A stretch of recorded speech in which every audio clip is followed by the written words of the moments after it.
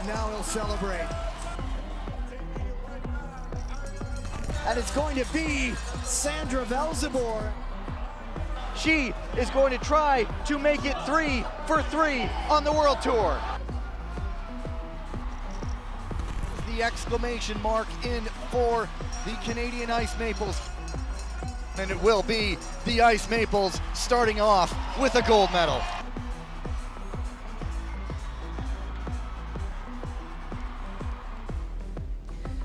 Welcome to the beautiful city of Seoul for round 4 of the Short Track World Tour. Stop number 4 of 6 in the race for the Crystal Globe in a country that eats, sleeps and breathes skating. It's a brilliant sight here at the Mokdong Arena as we get into day 2 of action, starting with the Repechage session. Of course, this afternoon we'll be building to our first round of finals, our first lot of medalists to be decided, and those all-important Crystal Globe points. I'm Ricky Swanell. It's a pleasure to have alongside me two-time Olympic medalist Catherine Reuter-Adamick. And Catherine, day 2 after a big old grind, 99 races on day 1. How do these athletes get themselves up ready to go again and build into those finals? You know, it's really it's a mental game, and I remember as an athlete, it's like you have to put each day into its own little box, and even each race into its own little box. And really, the name of the game is to be present, to come back to the present moment, not too up, not too down, ready to do whatever it takes in the next race.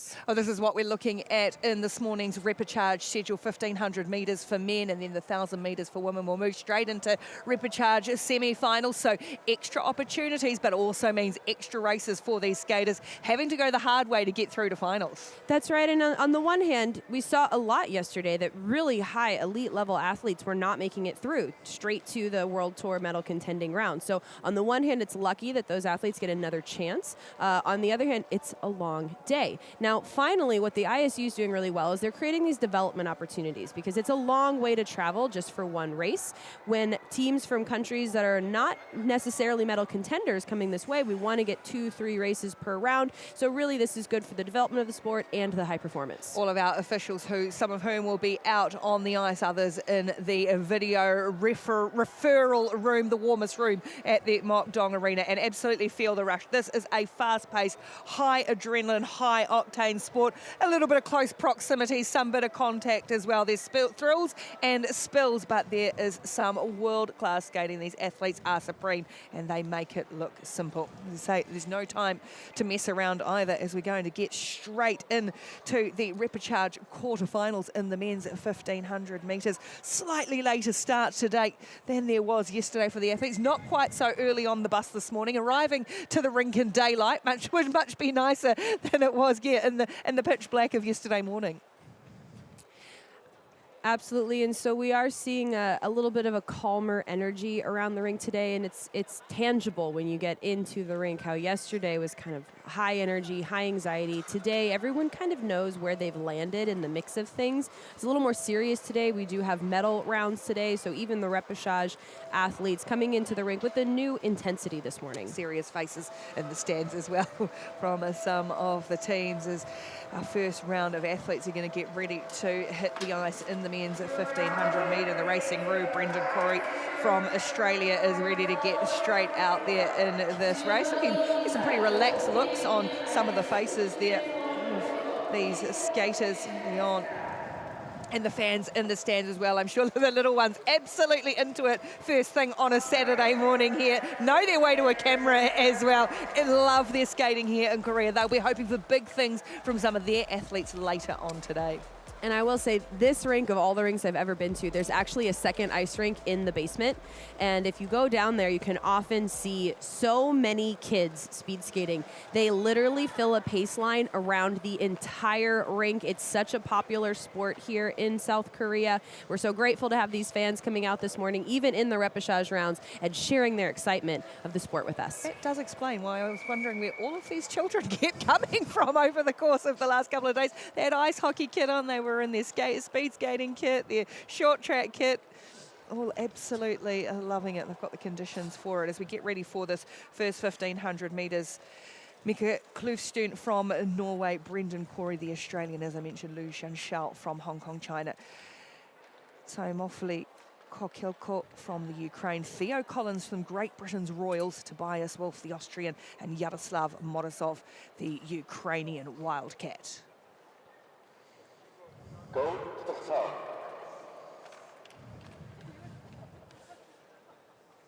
Ready. Racing underway on day 2 of the Short Track World Tour in Seoul. The men's 1500 metre repechage quarterfinals. First and second place skaters from each of these 6 races will go through to the repechage semifinals. Just 2 fastest third places. So as I say, a repechage quarterfinal, then a repechage semifinal. That's just to give you even a chance at getting to the finals.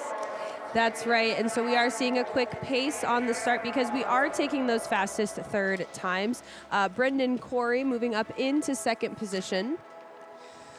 At the moment, it's Norway's Viking, Kev Stern, sitting on the front with Corey just in behind him, and making a little move is the British skater Theo Collins through the first few laps of this 1500 metres, 13 laps in this race, and it's still the Norwegian who's leading them through at the moment. The couple of Ukrainians tucked on the back, the Wildcats, in that bright blue and yellow strips, famed in Ukrainian sport.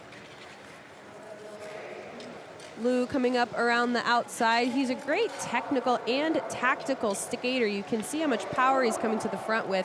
And then hands go on the back, conserving energy, slowing down the speed again. And this is where we're going to see the pace of the race starting to pick up. Maybe there'll be a counterattack, or maybe Lou will hold on to the finish. Really close in between the Australian and the Brit there as the British Royal Theo Collins tries to squeeze his way into second spot. Does well to wedge himself between the Hong Kong China athlete and the Norwegian. Now the Australian, the racing route, coming around the outside and losing control. Did Brendan Corey, pushed himself, and he's gone into the crash barrier right in front of us. So Corey goes down, and now, and another one goes down too. One of the Ukrainians, and almost colliding with Corey, who's still down on the ice and picking himself up. It was Morozov who may have taken the tumble for the Ukrainians. Just checking the helmet numbers, which of the 2 Ukrainians has gone down. It is, in fact, it's Kokilko. So a couple of skaters go down, and this one, Brendan Corey, is really slowly coming around the rink. And we get to the end, it's well held onto by Lou of Hong Kong China, with Theo Collins from Great Britain in second. But boy, what a action-packed start. Brendan Corey having several falls over the last couple of weeks, and they hurt, folks. Those falls hurt. The sliding doesn't hurt. The impact into the wall hurts, and especially having a skater fall into you is a totally different type of impact. These skaters are not wearing pads. They have a little pad on their knee there, and they've got a guard on their shin. But other than that, they're racing in a layer of cut-proof Kevlar and a layer of spandex. So we see Brendan Corey here coming around the turn. His left skate just breaks out on him. We are seeing some untrustworthy ice here this weekend, and it's really just a matter of how many races are going down on the ice. The ice here is been changing in its integrity over the week. Very slushy earlier in the week, and then very hard and cold later in the week. Neither condition creating trustworthy, otherwise known as grippy ice. Well, it was Liu Jianxuao from Hong Kong China, the Tilens, who kept himself nice and safe at the front of that race, with Theo Collins, Great Britain Royal, in second spot, taking those first 2 automatic qualifying places.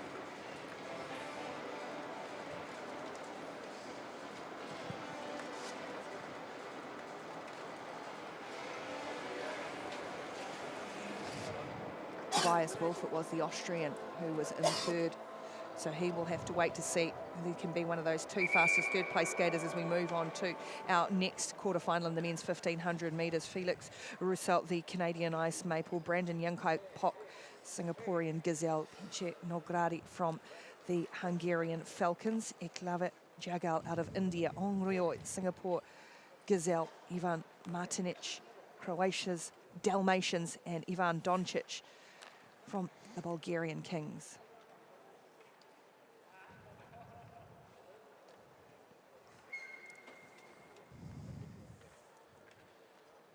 An eventful first race we've had.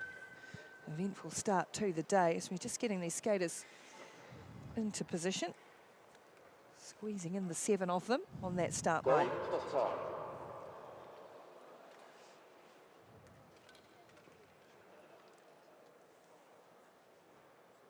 Ready.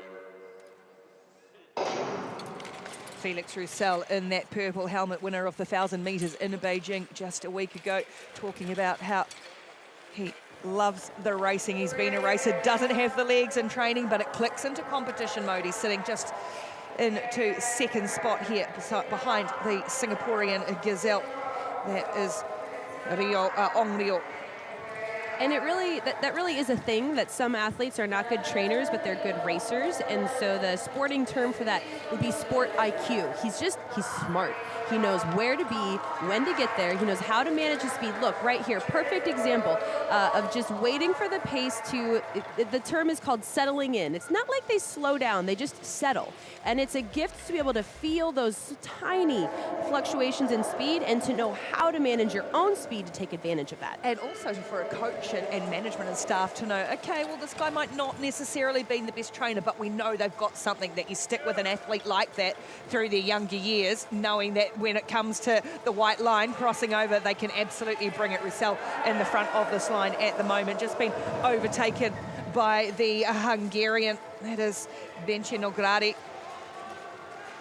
And here again, we see that settling in. It's very common. Once you make a pass, you don't, unless it's like 4 to go, you don't want to make your pass and sprint. You want to make your pass, you want to control the pace and then encourage other racers to race.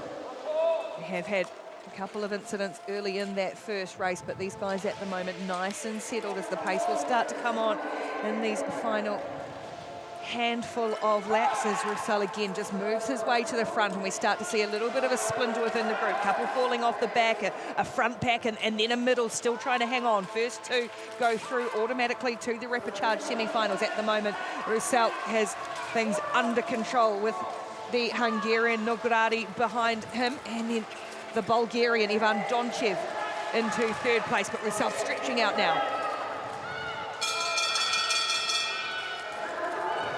Donchev working hard to get that fastest 3rd time.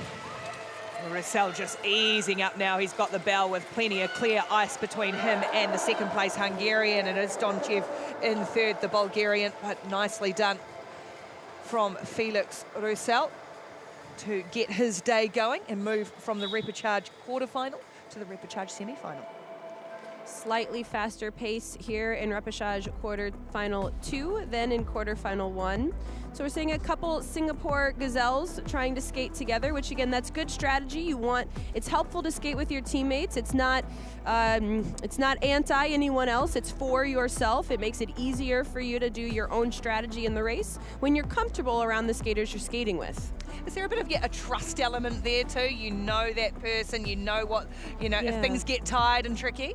The biggest thing is every skater has their own rhythm, and it's very challenging to keep your rhythm when you're behind a skater whose rhythm is different than yours. So when you have experience skating behind a skater and you know their rhythm, and it's not always 2 skaters of the same country, it might just be 2 skaters who respect the way the other skates. For example, in my day, it was easier for me to follow. My style was more Korean style, so I liked to follow a Korean skater rather than a Canadian skater because it made my race easier. That wasn't for them, that was for me. Felix Roussel does the work with fans in the stands all rugged up, enjoying the early stages of this morning. So Felix Roussel first across the line, Benche Nogradi, and then Ivan Donchev will be keeping an eye to see if he is one of the 2 fastest 3rd place skaters in these Repechage quarterfinals. You see skaters taking some warm-up laps here. Part of that is because we're in a cold rink, but also it's just good practice. There are so many races that skaters are not getting here early for warm-up skates. They're hopping right onto the ice, and they need a couple minutes just to test the equipment. Next lot of skaters onto the ice. Mohamed Bozdag, the Turkish Anatolian par. Peter Murphy from Luxembourg. Farah Noirin, the Belgian Ice Bear. Abek Nassin from the Kazakhstan Nomads. Andrew Hyok, USA Eagles. Portapat Chiang Mai from the Thai Elephants. And Robin Bendig, German Wolves.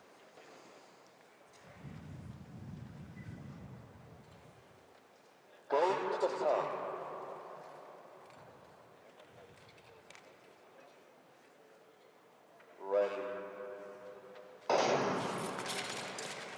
Belgian Ice Bear coming off the front in that white top and black and yellow, settling in early. Luxembourg skater Peter Murphy probably going to keep stepping around to the front here. He does like to lead, which is good strategy. You can get a lot more experience from the front of a pack than you can in the back. In the back, you run the risk of getting stuck. You never get the chance to pass, and the whole 13 and a half laps go by, and all you did was just turn left the whole time. But in the front, you manage the pace of the race, you practice some defensive skating, you will get past at some point, which you get to practice the offensive skating to pass back. So really great strategy here from the developmental country of Luxembourg. It's Peter Murphy on the front here. Luxembourg skater with the Belgian Ice Bear just in behind him. And then the German Robin Bendig sitting in third place at the moment. First two automatically through to the Repechage semi-finals, and the two fastest third place skaters across these 6 Repechage races this morning. So this pace is fully settled. It's time to make a move, and we are seeing the Kazakh nomad Nasin moving up to the front now. And making a move, getting wide around the outside. He's wedging himself into third and now trying to get right into the front of this race. Going to tuck into second perhaps and then have another go to get into the front, and he does do that, getting past Murphy. It's a 3 abreast across now as the Belgian makes a move and goes down as well. It was a smart move by Noran, but it just didn't work out. We'll have to go back to the replay and see if the ice gave out or what.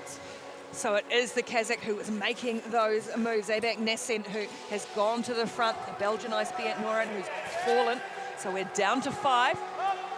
I would like to see Andrew Hio make a move. Now you can see he's leaving that gap between him and second position, and he can time the pass with that gap. That was well done. Oh, perfectly done, and there was a little bit of close contact between the German, and as another goes down, the Luxembourg athlete Peter Murphy, he hits the ice as well. And so now Andrew Hio on the front with a couple of laps to go. He will get the belt. He's got the Turkish Anatolian par sitting in behind him, Mohamed Bozdag, and those two have got clear ice between the third place skater. Well executed by Andrew Hio. Advantage being taken of a couple of close proximity, some contact, and a couple of skaters going down. But Andrew Hio will go through to the Repechage semi-finals along with Mohamed Bozdag. And smart skating by Bozdag, not to waste too much energy early in the race. He tucks into second behind Hio quite well. Bozdag being the first Youth Olympic Games medalist for the country of Turkey in history, looking to carry on that success here on the senior world tour level. We have got a couple of these incidents under review to see if there was any contact.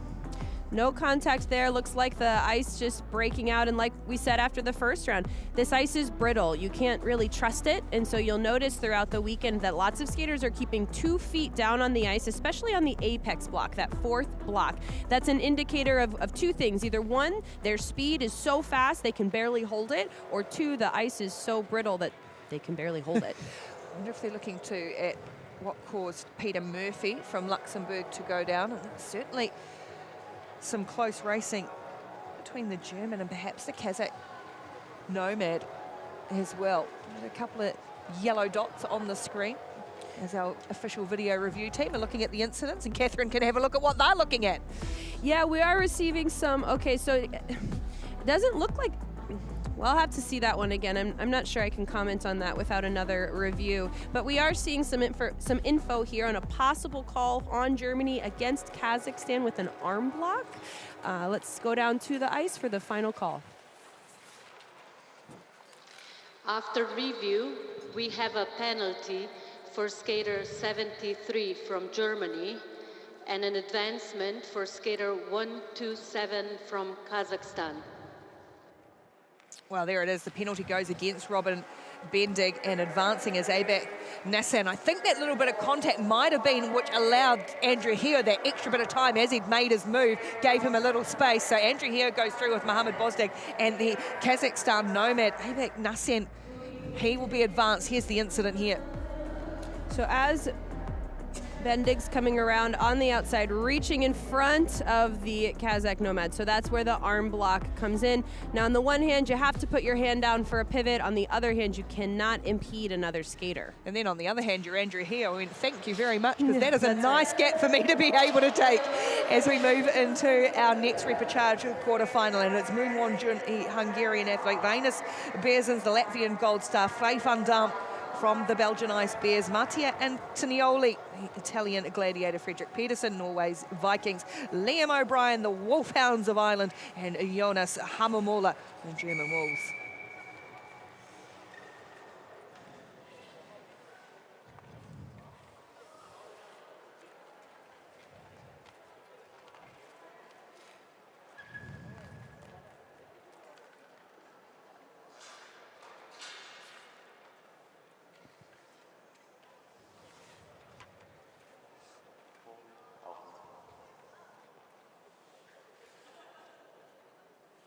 Go to the start.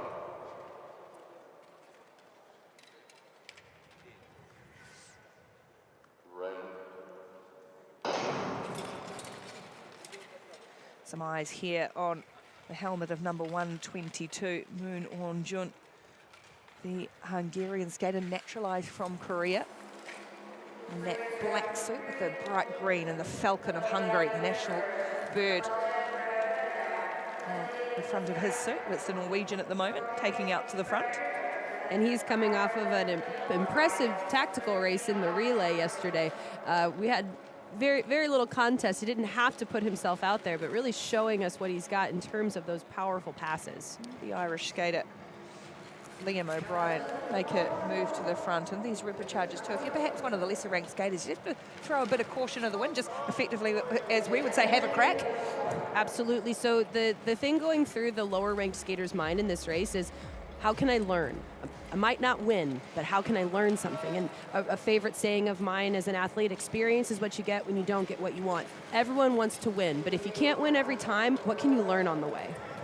Well, it's easy, isn't it, to forget that at the highest level of professional sport, you spend a lot of time not winning, unfortunately.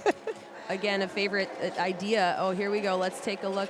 Van Dam setting up a pass. It doesn't work. So here he goes, building again on the outside behind Peterson. Peterson's the one that's going to complete the move up to the front, but there's been some contact with the Irish Wolfhound, Liam O'Brien. Yeah, contact in, and we've got the video review on there straight away, the little yellow light at the bottom of that screen. The officials will have a look at that incident, because it certainly sent Liam O'Brien to the back of this pack. Meanwhile, it is still the Norwegian Fredrik Pedersen, the Viking, leading the charge on the front, but the Belgian Ice Bear is sitting there in second still.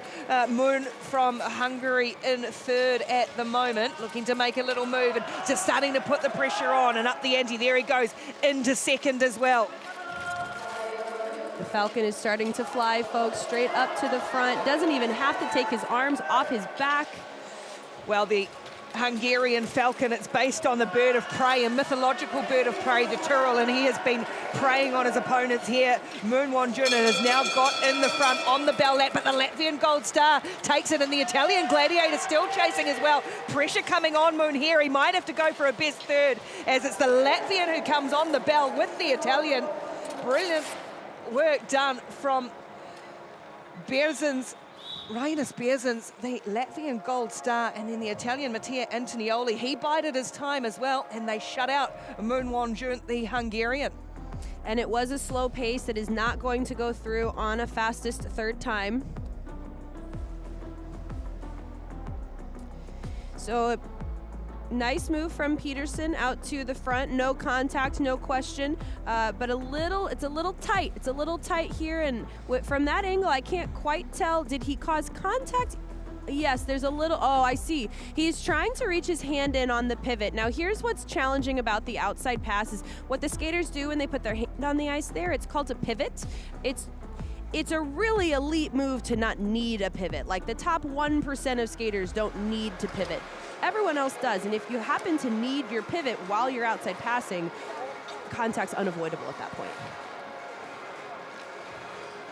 Well, the officials, the video review room has been busy this morning, and they have decided on this incident. We'll go down to the ice and find out the answer. After review, we give a penalty to skater 135 from Norway. Skater 91 from Ireland advanced. Okay, we've had 2 advancements now, which eliminates the 2 fastest third-place skaters moving on. So heats 1 and 2 have been the fastest races so far, but now it will certainly be Nasen from the Kazakh Nomads and O'Brien from the Irish Wolfhounds moving on to the next round from those discretional spots. And we see the twist that it caused the Irish Wolfhound as Pedersen was coming around the outside. Next onto the start list, our next 7 athletes, Brandon Kim of the USA Eagles, another of the Irishmen, Sean McAniff, Jonathan Moody from Great Britain, Nathan Thomas, the Polish Hussar, Repechage from the Czechia Ice Spiders, Daniel Bergen, Ukrainian, and Kosei Hayashi, our first of the Japanese ninjas in action today.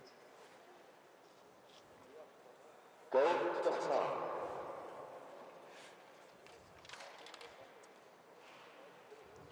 Ready.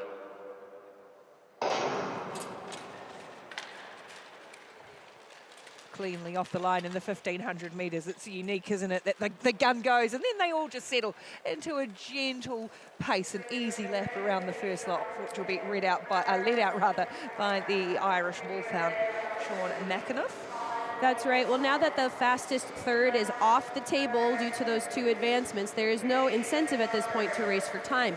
Now we're purely racing for strategy, which is a huge advantage for Brandon Kim, who is stronger in the sprint distances than he is in the endurance distances.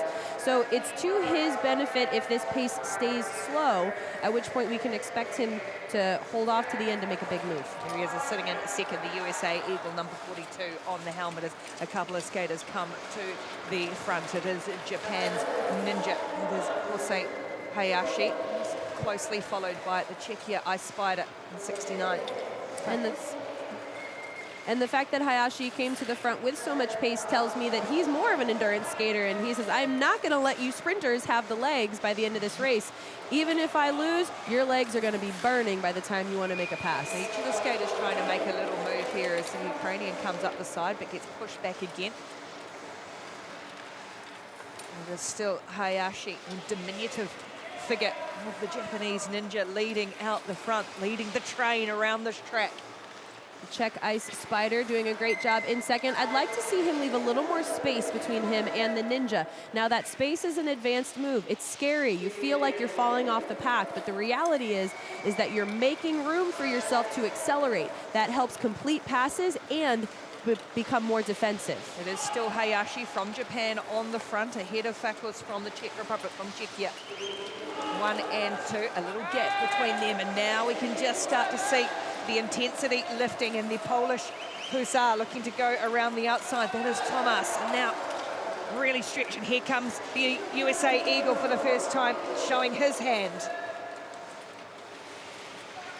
Hayashi still controlling them on the front though. He is not letting anyone pass as yet as they get the balance. Hayashi from Japan, and then the American Eagle, Brandon Kim, racing for top 2. Kim goes to the front, Hayashi sticking with him, a sprint to the line, and a well-controlled, executed race from our top 2, Brandon Kim of the United States and Kosei Hayashi, the Japanese ninja. A nice patient race and a photo finish there for third. Even if we're not taking fastest thirds, you cannot take the competitive spirit out of these athletes. Hayashi controlling the pace here, and what's really incredible about the entire Japanese ninja team is how they keep their center of gravity so low to the ice. You see, even as he lands his skates, he can drop his hips an extra inch. That makes him more efficient. It also makes it easier to control the speed and direction around the turns. Smooth move by Brandon Kim up to the front. He's got a particularly lot on his mind this week. He's a Stanford University student completing his finals online in the midst of races, even on the bus to and from the rink, working on his homework. If I were him, What is he studying? Gosh. I've put you on the spot. That's a good question. I'm gonna I want find out on the something bus. medical. I was going to say something very smart. I think it's something medical. I'll have to find out and ask me again next time. I'll let you we'll know. ask that tomorrow. Here's our next lot on the start list as Brandon Kim does go through Robert Kruisberg of Latvia as well. Leitzai Huan Chen, Taipei, Zhang from the German Wolves, Nico Andermann, Austria, Zednik Shepal from Czechia, and Mark Shizmadia. Now, only 6 in this heat. Denis Nikisha of Kazakhstan has withdrawn from this race. He was due to be in this repechage quarterfinal of the 1500 metres, perhaps looking at some of the other distances for him later in the day.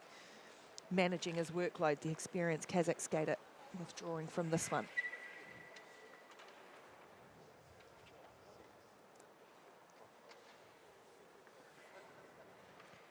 Go to the top.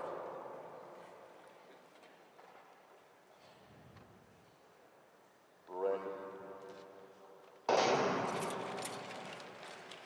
And it is notable that Denis Nikisha has withdrawn from this event. It's not his best event. I know last week he actually made it to the A final in the 1500, wasn't expecting it, and was then tired for the 500, which is his specialty. Yeah, so thinking through what those options are rather than going through repechage quarterfinals and semifinals, focusing on his specialty event. So no Nikisha in this one. Said it is the skater from Chinese Taipei, Leitzai Huan Chen, at the front of the race in the early stages, the first few of these 13 laps in the 1500. Now, here's an example of a developing skater learning some strategy, getting some experience. There's a difference between leading and pulling a race. Leading means you're controlling the pace. Pulling means you're taking everyone else to the finish line. So Robert Kruisbergs from Latvia, the Golden Star, coming to the front, controlling this pace, not putting any energy forth. You can see he's got his hands on his back. Everyone behind him is fighting, and he's avoiding the chaos. Move from Nico Andermann to squeeze his way through a couple of other skaters and push his way to the front of the race. Latvian Kruisbergs, and then it's tight in there with the Czechia Ice Spider as well. It's just media. Kruisberg's making it look easy as he continues to sneak up there into first place. Andermann catching a ride, which is great strategy. It is a little harder to lead. It takes more energy. It's easier to follow. And then what's nice about following in that second spot is you don't have to win the race, but you do have to stay in qualifying position. Andermann now can fully focus on defending against the Czechia Ice Spider. That top 2 will go through to the repechage semi-finals. This is our last of the repechage quarter-finals, and it's still the Latvian controlling things at the front with Andermann behind him, but we'll be watchful of who's behind, which is Shepal. Little gap opens up between the top 2 and third place. The Czechia Ice Spider has some work to do, and I don't think he's going to have time to be able to catch up. Just almost had to pull up, tried to grit the teeth to stick with this top 2, but it is the Latvian Robert Kruisbergs in cruise control to take this repechage quarterfinal. And then Nico Andermann of Austria behind him in second place.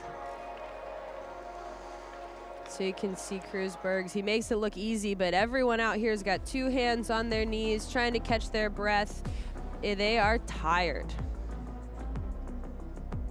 Now, a lot of jostling going on behind Kruisbergs, which is exactly what he's trying to avoid by being in first. Andermann saying kind of the same thing. I don't want to get caught up in this scuffle. I want to be out somewhere safe. And that's an example of the scuffle that they're trying to avoid. Even a small little touch of the arms or click of the blades, bump of the hips takes a significant amount of energy out of these athletes. It's not just the energy it takes to receive the bump, but also the energy it takes to build back up to speed after receiving a bump.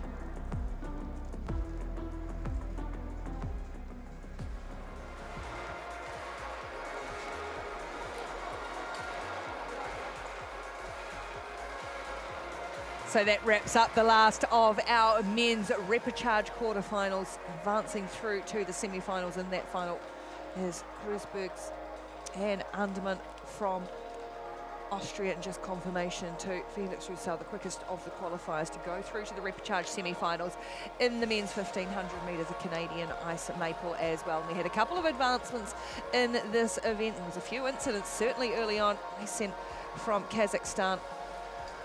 And I just received a message. Brandon Kim studying computer science. I was Brilliant. way off on the medical. Sorry, folks. There you go. So you throw it out there and you always get an answer. As we move on to our women's 1,000 metres, our repechage quarterfinals here. Mireille Nakashima from Japan, Louisiana Style of the USA Eagles, Tineke Den Dilk from the Belgian Ice Bears, Katarina Buric, the Croatia Dalmatians, and Lam Ching Yang of the Hong Kong Chilins.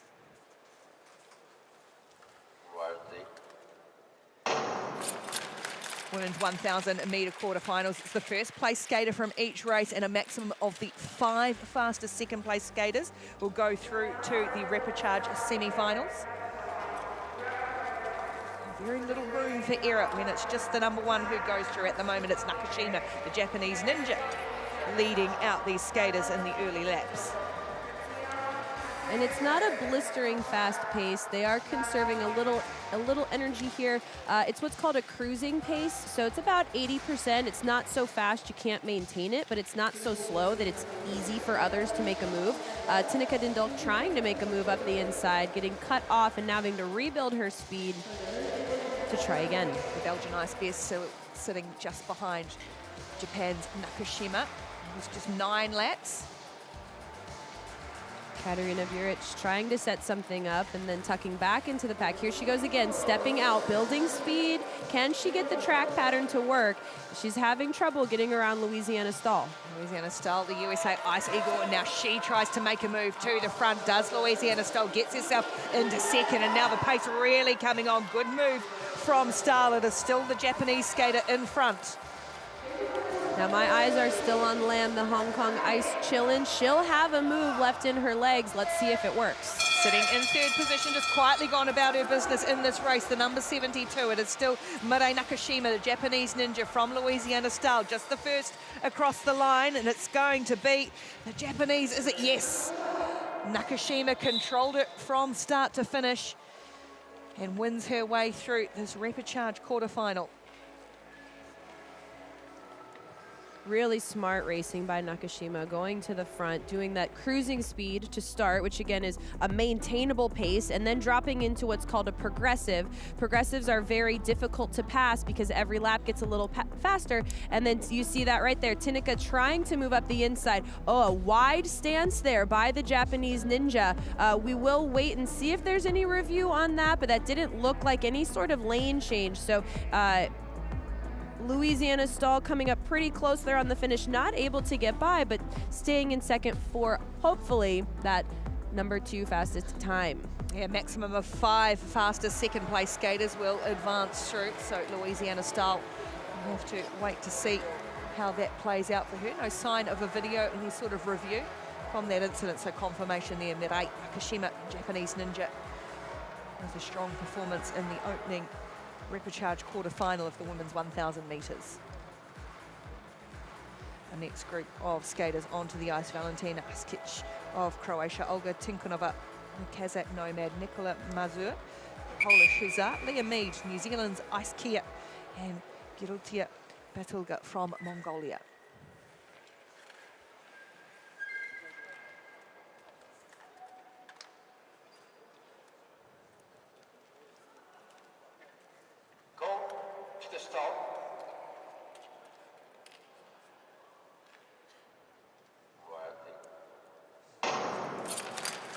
Pink sparkly helmet of Valentina Askic, and the Croatian skater to the front early on. The New Zealand Ice Kia, the 21-year-old Leah Mead. 4 of them, 5 of them in fact, all tucked together early stages of this 9-lap race. This pace coming around maybe just a touch slower, about 0.4 of a second slower than the previous race. That doesn't mean they're not going for speed. It just means someone needs to come up to the front and help push the pace, and Leah Mead answers the call. The Ice Kia does that, the cheeky Kia, the naughtiest bird in New Zealand. New Zealand with a naughty move up to the front, getting there to Leah Mead. And she's going to take a turn to see if she can push the pace here.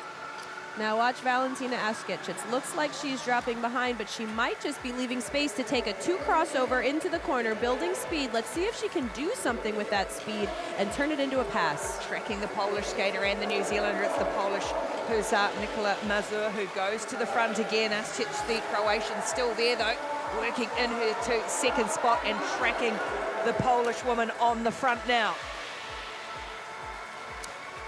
Tikhanova, the Kazakh nomad, putting some pressure onto Askic. No move at this point. They'll fight it out to the finish. Still Nicola Mazur, the Polish hussar from the Croat. Askic, the Kazakh there as well. Not a lot of room. There's a little bit of a loss of speed for the Croatian skater as they came around that bend, but staying clear of it all was Poland's Nicola Mazur to take first spot and advance through to the semi-finals, the repechage semi-finals of the 1,000 meters. Really nice job by Askic maintaining her second position, and that was some good defensive skating. Let's check the replay here. Leah Mead fighting her way around the outside. Mazur taking the easy route, coming up the inside. New Zealand completing the pass, 2 arms on her back. So again, she settles in, she controls the pace from the front, she doesn't sprint and waste energy. And now we'll keep our eyes on Askic as she comes around, diving to the inside, closing the door on any inside passes that potentially were being set up by Tikhanova, the Kazakh nomad. It is Mazur, Polish hussar, with Askic from Croatia sitting in second spot. She will keep an eye on the times. Maximum of the 5 fastest second place skaters qualify through to the repechage semi. Got 5 of these quarterfinals. And we move to the next lot. Svetlana Repechage from Ukrainian Wildcats, Lisa Eckstein, the German Wolves, Dieter van Oorschot, Dutch Lions, Petra Vankova, Czechia Ice Spiders, and Miroslava Selyukova, another of the Ukrainian Wildcats. So 2 Ukrainians in this race together. 2 Wildcats will be on the hunt for this Dutch Lion. There is Dieter van Oorschot, the Dutch skater. And 2 Ukrainians sandwiching the rest of the field. 1 on the outside, 1 on the inside. To the start. Flick of the skate into the ice, getting that stable start from which to charge off the line in this 1,000 metres repechage quarterfinal. First across the line, goes through a little stumble from Van Oorschot, now back into her rhythm. And we're seeing a push of the pace by number 101, Ukrainian Wildcat Repechage. So whether it's her or her teammate, she wants to push that pace, attempting to ensure that one of them can get the fastest second time, if not the win. But I will say this Dutch Lion here is my personal favorite. I think she's coming in with the top rank and the most experience here. So everyone really is trying to push that pace, hoping for the fastest second. The number 35 of Van Oorschot is at the front at the moment. The Dutch Lions, such a dominant team, performing so well in so many different events. Both Wildcats attempting to cut off the ice spider. Vankova putting a lot of energy forth, and she needs to move up 1 position if she wants that energy to pay off with a qualifying position to the next round of skating. Van Oorschot driving the pace at the front of this race now. It is Selyukova. As a skater goes down, that's the German Lisa Eckstein off the back. She's out of it, just the 4. The 2 Ukrainians stuck in the back now, and the Czechia Vankova still tracking Van Oorschot over these final couple of laps. On the 1,000 metres, this is the bell, the last lap for Van Oorschot. Just a little look over that right shoulder to see where her rival is.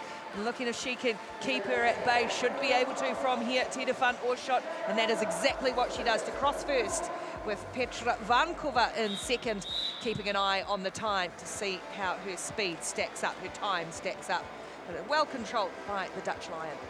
We're seeing a lot of 137s, 138s today. So remember, anything around a 130 is a pretty fast time. The world record in this distance is a 1:25. And so here on the replay, we're seeing Van Oerschacht coming into the front. She knows she's the favorite in this race. She knows she has the legs to maintain the speed from the front. Everyone else is fighting for second. Vankova coming around the outside again. You see that hand going down in what's called a pivot. In a perfect world, you have what's called a short pivot, where you just touch the ice at block 4 and immediately start crossing into your exit. On brittle ice, you are seeing those pivots take a little longer, sometimes 2 feet going down. Van Oerschacht feeling comfortable coming around the finish line of that race.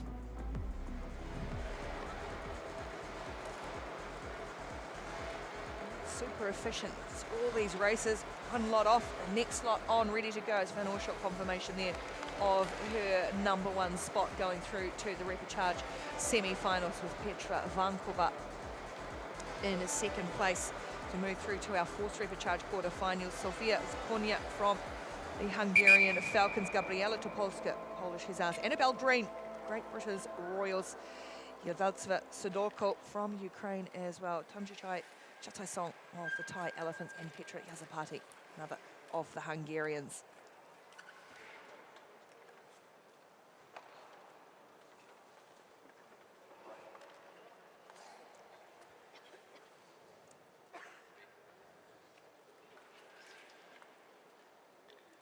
Go to the stop.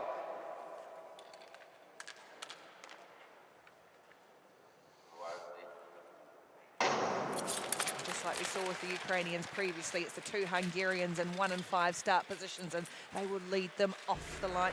Really, Hungarians at the front. In fact, both of them going to the front and going early. Really smart skating by Yazapati here to get up to the front with her teammate. Yazapati taking some time off after the last Olympics, having a season marred with some illness, and now finally back to full strength. So it's the 2 Hungarians from the British skater Annabelle Green is to stand up a little bit. Green from a family of skaters, mum a 2-time Olympian. And Canadian, dad British, Annabelle representing Great Britain.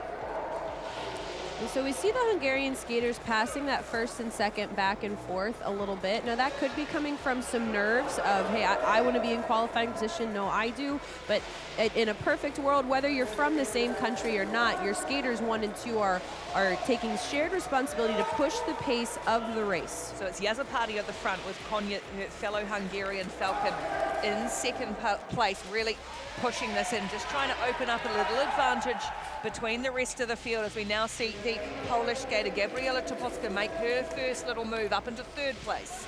Now Topolska's got, well, she's swinging an arm now, but she's been having an arm on her back. As we see this gap being pulled, she's using 2 arms to swing, but doesn't seem to be able to close it. Yeah, really starting to string things out now. The Hungarians well controlled tactically by the team. And it is Petra Yazapati who crosses first from her teammate Sofia Konya. Team tactics and execution, perhaps. That is the fastest time we've seen so far, a 1:34. And hey, now that I'm looking a little closer, we're taking 5 fastest seconds, but there are 5 rep quarterfinals. And so the main thing we're looking for here, skaters are trying to avoid advancements, because if there's a penalty in advancement, that kicks out the fastest second time. One reason why we're seeing some really clean races. A little bobble there with Annabelle Green and the Hungarian Falcon. No review from the refs there. Again, remember, to get a penalty, the move has to be clear and obvious and impact the outcome of the race.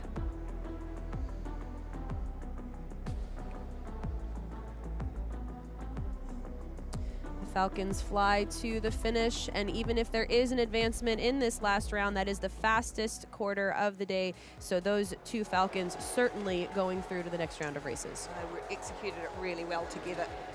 And they just discussing now the 2 Hungarian skaters, Konya and Yazapati. Be quite pleased with how they pulled that off between the 2 of them.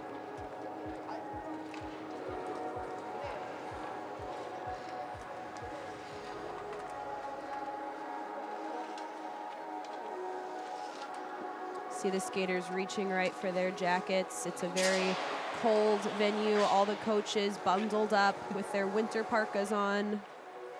Wilma Boomstra there, new Kazakhstan coach.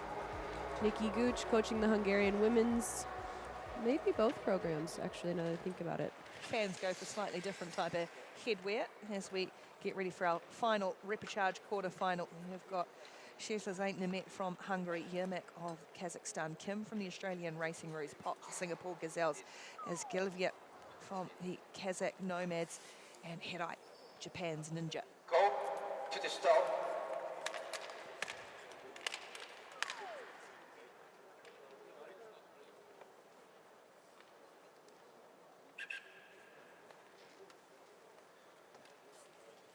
Skaters have just been held up. They were onto the start line. I'm just checking something with the officials, making sure the gun's ready to work. Go to the stop. And we'll go again and get a second call to the line. And get off that line cleanly. First across the line will go through from the repechage quarter to the repechage semi-finals. This is the final, last repechage quarter-final in the women's 1,000 metres. And at the moment, it's one of the two Kazakhstani nomads on the front at the moment before a big pull to shift around from the Japanese skater, Himi Hirai. And this is skating for speed. They are not leaving strategy up to this race. They are pushing for pace. Now what that says to me is that every skater here has endurance. No skater wants to let it wait for a sprint. Every skater wants to test the legs and really see who's got what it takes to stay strong to the finish. Oh, no messing around in this one. Sherzad Nemet goes to the front with Yermak from Kazakhstan just behind her. Sherzad Nemet feeling confident out front. The Hungarian team having a little bit of political unrest within their organization after the last Olympics, but really coming together and skating strong, especially coming into the next Olympic season. Really starting to drive on the front, the number 41. The two nomads tracking, known for their resilience, their self-sufficiency, working as a team now at the moment, though. The two Kazakh nomads to try and track down this Hungarian Falcon at the front of the race. The Racing Roo is trying to build speed. I don't know if she's got time to make anything happen. It's Kim Queaston for Australia. Oh, it's tight in there now as they come around on this bell lap. It is still the Hungarian at the front. It is Rebecca Sherzad Nemet. The Australian went down right on that final lap as they were all jostling and jockeying for position. What a race. What a race. And we talk a lot about patience and how important it is. And it's a skill of an elite skater to wait until the last lap to make their move. The benefit is that it shows your ability, your confidence, your power. The risk is that it's not going to work or that you run out of time. So watching the the Japanese Ninja Hirai coming up to the front comfortably here. Hungarian Falcon taking that lead right back and pushing the pace. The Wildcats cannot complete their attack on the Falcon. Here comes the Ninja, and we see Kim falling, the blocks flying with her. She may have just stepped on it or leaned too hard over it. Hirai completing the pass and diving into second at the finish. Oh, nothing fun about that. As you can see, Kim Queaston still on the ice, just making her way to this exit area where the skaters leave. Just really uncomfortable. Kim clearly not feeling great. Something interesting about the Australian Racing Roos, they do not have what's called a centralized training program. They get individual support from their national governing body. Kim training here in Korea, even as she represents her country of Australia in the races. And there are a few countries like that. We've talked about Brendan Corey training with the Italian team. He's another Racing Roo. Lucas Wareham training in Salt Lake City with the Americans, the American Eagles. Some of the countries down the far end of the world don't necessarily have the facilities as well. Full Olympic-sized corporate rinks and just the resource and wherewithal within the country. So skaters heading away as we wrap up our first round of racing here We've had the men's 1500 repechage quarterfinals, the women's 1000 metre quarterfinals as well. Just the first couple of rounds of what is a big day of racing here on day 2 of stop number 4, leg 4 of the short track world tour here in Seoul. We've got a little bit of an ice break, an ice reset, and then coming up in, what have we got? About 15 or so minutes time, it'll be the 1500 metres repechage semi-finals. All these skaters going to get straight back into the action, thick and fast, coming here in Seoul.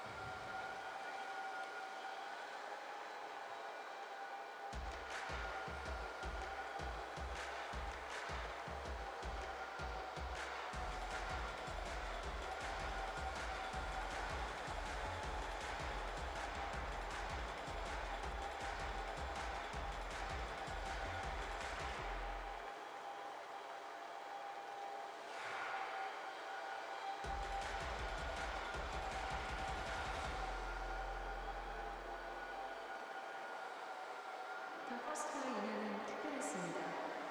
다양한 플레이의 근무 전문가들은 가장 좋은 플레이를 제시해 주었죠. 자산가는 전 KD 빌딩 나이스 퍼스트를 추천합니다. 당신의 내일을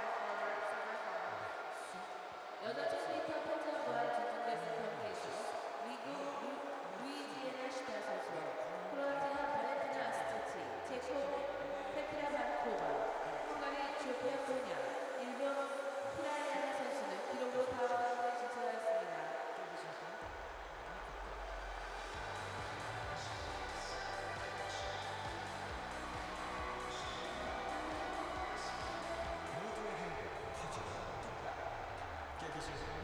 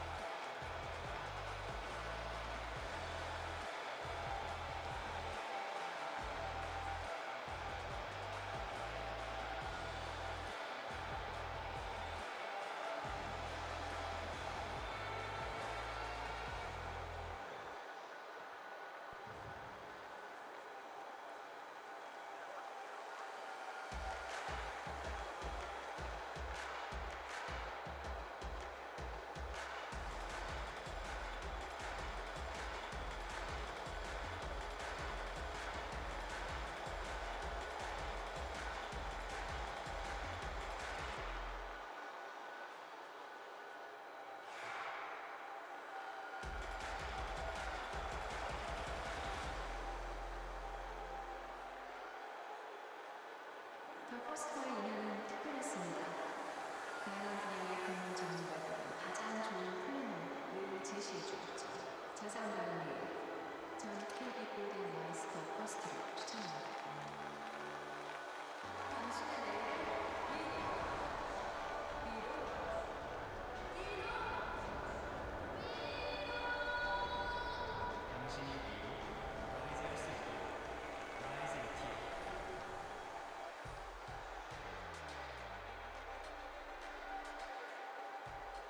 그것을 새로운 간장치킨? 맛있어. 맵소? 맵소? 맵소가 되게 맛있어. 와, 맵소가 매콤 달콤 짭조름한 치킨의 위대한 탄생. BBQ 맵소가 맛있어? 그것을 주시. 깨드신 건?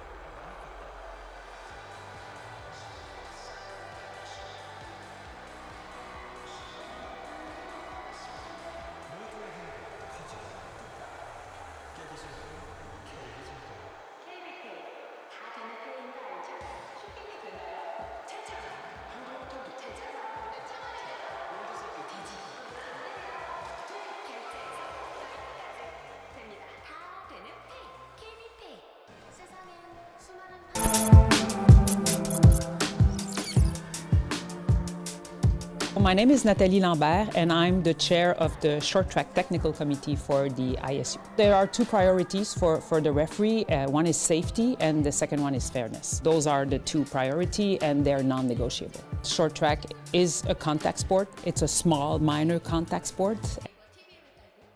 Skater has priority, so that's kind of the easiest way to describe this. And if the inside skater doesn't give way, then that can lead to a penalty.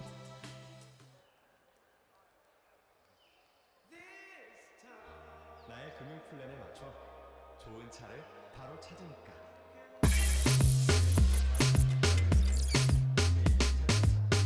The 3K relay is the women's relay event. As well, those are the main teams. But of course, we want to be the best.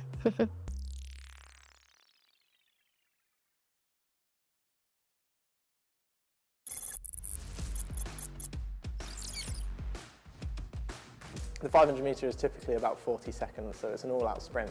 I need to start fast and see what I've got till the end. For 500 meter, you need explosive starts. Such a benefit to have that quick start. So we need a lot of techniques and different trajectories to win the 500 meter.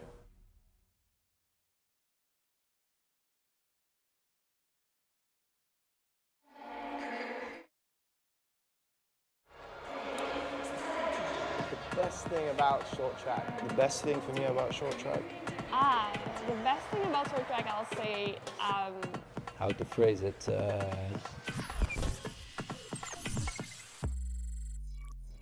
The speed. Hard to choose just one. I think we're the most exciting sport in the world, by far.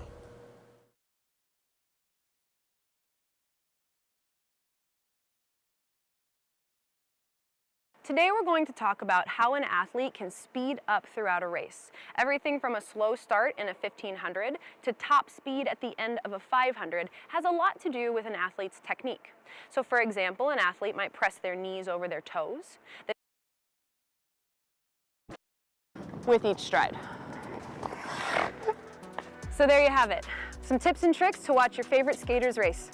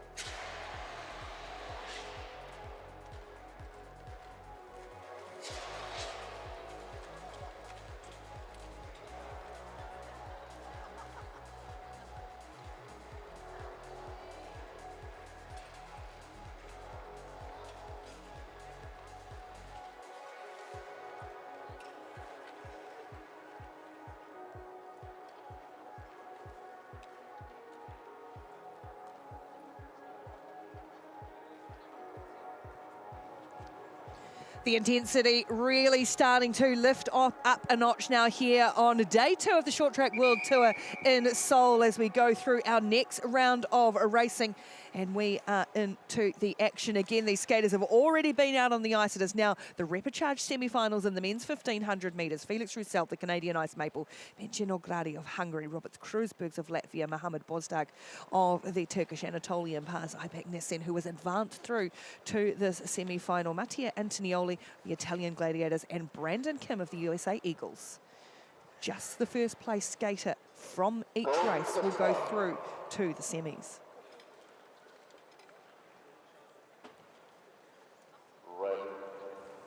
Now, some of these skaters will have had basically less than an hour between that Repechage quarterfinal now to this cutthroat Repechage semi-final. Head of the race leads, and that is Felix Roussel, the fastest qualifier coming in from this, and of course the champion of the 1,000 metres in Beijing last week.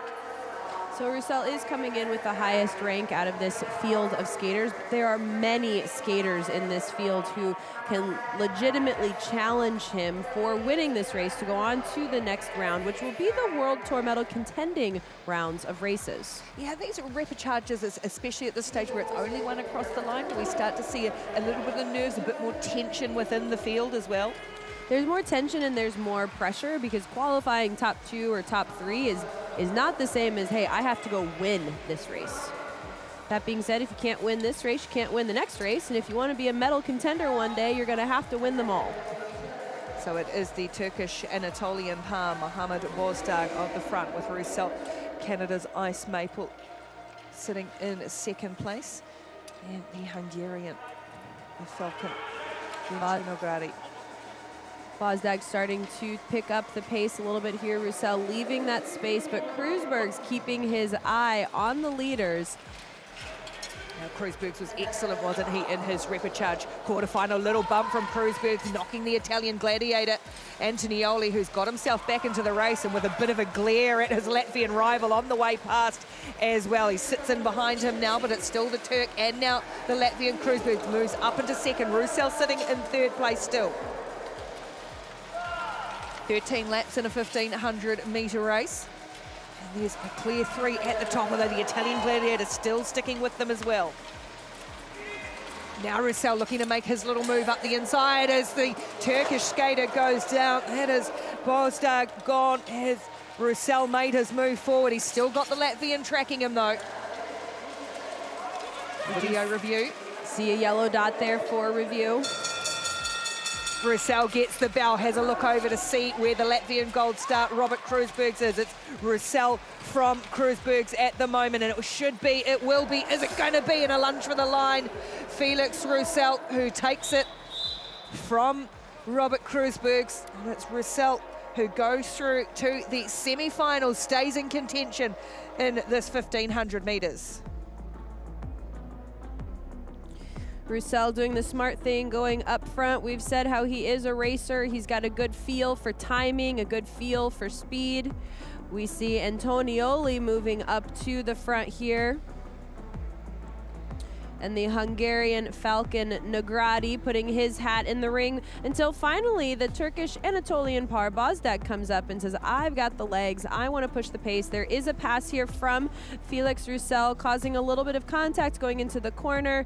He's able to hold the lead there to the finish, but that will be the move that's being reviewed. And they have not made a call. It's official. Felix Roussel moving through. No call, no advancement for Bozdag. Confirmation there of Felix Roussel going through to the semi-finals, the World Tour proper semi-finals, so, and with a chance still of being on the podium in the medal rounds of this race. The second lot of 7 athletes, one across the line, will join Roussel in those semi-finals. Liu Zhanshao from Hong Kong, China, Theo Collins of Great Britain, Nico Anderman of Austria, Andrew Hio, the United States Eagle, Rainis Berzins, another of the Latvian gold stars, Kosei Hayashi, Japan Ninja, and Liam O'Brien, who was also advanced, the Irishman, the Irish Wolfhound, through to this semi-final of the Repechage.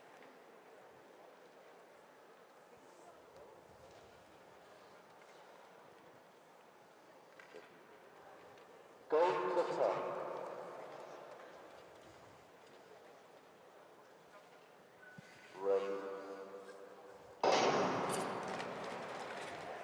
ease off the line do our 7 skaters looking to advance to the semi-finals proper of the men's 1500 metres. Just the first place skater across the line as they amble through this first half a lap or so, very gently. Very gently, which is great. It's going to give us some time to talk about Liu from Hong Kong, China. He is actually at this point not competing at the World Championship or Olympic level for Hong Kong, China. There's more work to be done with his citizenship.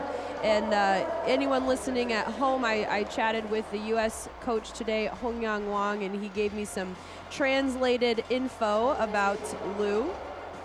Got a coach, a Chinese coach, who competed in the, I think, the 1998 Olympics, relay medalist. So no wonder he's got such great technique, good timing. He's got great coaching staff support. At the moment, starting to pick up a little of that pace now. It is very, very Sunday skate, Sunday stroll at the moment. And here we go with the Japanese ninja Hayashi. It often is a ninja going to the front, saying, I'll lead this race. We've seen that more than a handful of times from the Japanese skaters, and that is what Kosei Hayashi does. He did that very much in his Repechage quarterfinal as well. And now we see some speed starting to come on in this race as Rainis Berzins of Latvia moves to the front. And now Andrew Hio, who really timed his quarterfinal Repechage really well, the USA Eagle. And so it's a little early to be leading to the finish. We have 6 laps to go. So that's actually helpful for Hio that Berzins came back around to the front, but this is not how the race will finish. There will be 2 or 3 more attacks before we come around to the finish line. Almost like they're like taking a pull on the front like they do in a cycling peloton. Little bumping in the pack there, some defense and some offense. And that's great for Berzins, because the more that the skaters in 3rd and 4th and 5th place fight, the less energy he has to fight. Now Hio's keeping 2 arms on his back. I'm sure he'll be setting something up here soon. Will Berzins be able to drop the times and maintain his lead position? Still there with Berzins, the gold star now. Hio, and the great British athlete, Andrew Collins coming through. Theo Collins, excuse me, his underman there from Austria as well. Hio's lost a lot of ground on that front 4, and it's still going to be at the head of the line and controlling it to the finish. The Latvian gold star of Rainis Berzins.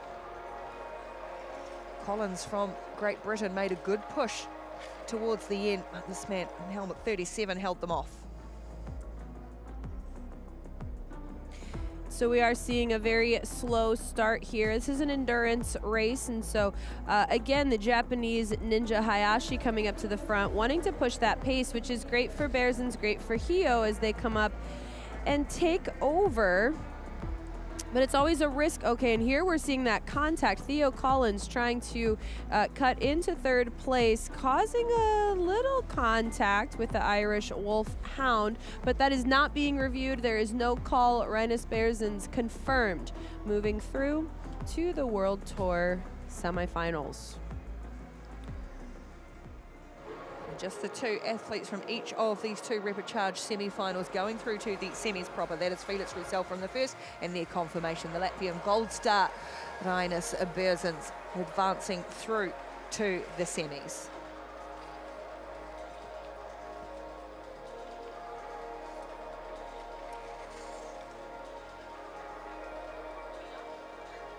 Women's 1,000 metres Repechage semi-finals, just like it was for that men's 1,500. Just 1 skater going through to the quarterfinals from here.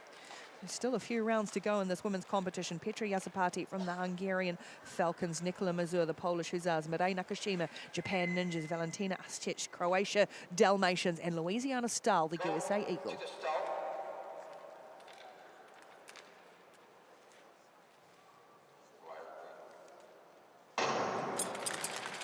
So the 1,000 metres, 9 laps, but more fast-paced off the line than what we saw in that men's 1,500 as they play the tactics and now settle into the rhythm over these first few laps. Just the first, as I said, 1 across the line, and we'll go through. And this is a pretty controlled pace, so they are going to make this a more strategic race. Valentina Askic coming up, wanting to push the pace. Mazur saying, hey, I'll come with.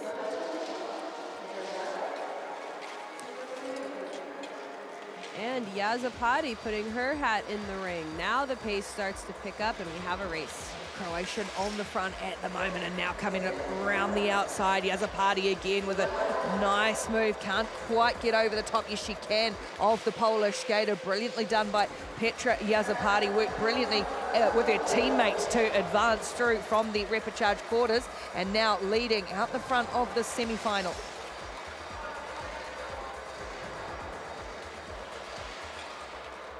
Still Yazapati. The Polish skater, Nicola Mazur, tracking all the way. Just a little stumble from Mazur. She wedges herself into second. Stahl looking to try and make a move. There's no way through. She was blocked off well by Mazur. It's still Petra Yazapati in control at the front as she takes the bell for this final lap in the 1,000 metres repechage semi-final. First across the line will go through to the quarters, and at the moment that is the Hungarian skater Petra Yazapati, and that is exactly what she does to go through to the next round. A really decisive win by Yazapati. Once she got to the front, no one could touch her the whole rest of the way. And it does take a lot of energy to do that, to go up front and to lead a pace that no one else can pass. But when you're only taking the winner, it's what you have to do.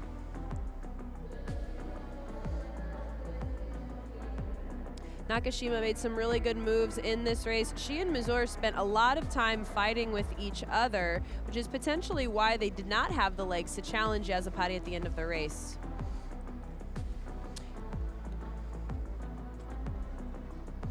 Louisiana Stahl sneaking up one at a time, coming in third here in this rep semifinal.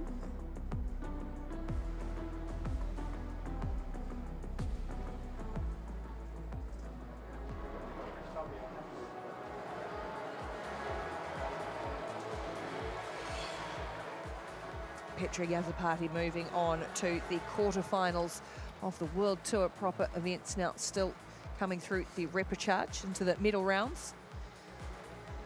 She advances through to the quarterfinals. Who will join her there of these women? Sofia Konya, the Hungarian Falcon. Repechage, another of the Hungarian skaters doing well in this event. Amy Hadai, Japan Ninja.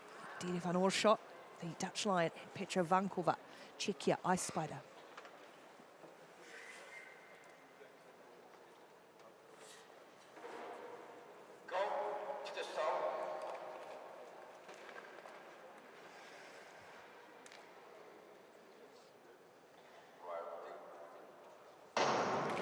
Van Oorschot, the Dutch Lion, looking to surge out to the front. She was impressive in her repechage quarterfinal. Is she the one we've got eyes on here that the rest of the field will be looking at? Yes, absolutely. Van Oorschot is the highest ranked skater, but Amy Hirai is not far behind her. So we'll keep our eyes on the Japanese Ninja, because you can expect she's going to make a stealthy, silent move. The Dutch Lion won't go down easily, though. She's going to make this a real race. Already defensive skating from the front. You can see how she steps out wide going into the corner and then cuts in towards the inside of the track on the exit. That's a defensive maneuver called a deep track here on the entry, and then we come into what's called a peanut track on the exit. Why a peanut track? Because if you do it all the way around the track, it looks like a peanut. Of course it does. Dede van Oorschot with 5 laps to go in this 1,000 metres semi-final, repechage semi-final it is. So a place in a quarter-final proper is what awaits the winner first over the line. And at the moment, first in the front is Dede van Oorschot, but being tracked all the way by the Hungarian Falcon, and still the Japanese Ninja in contention there as well.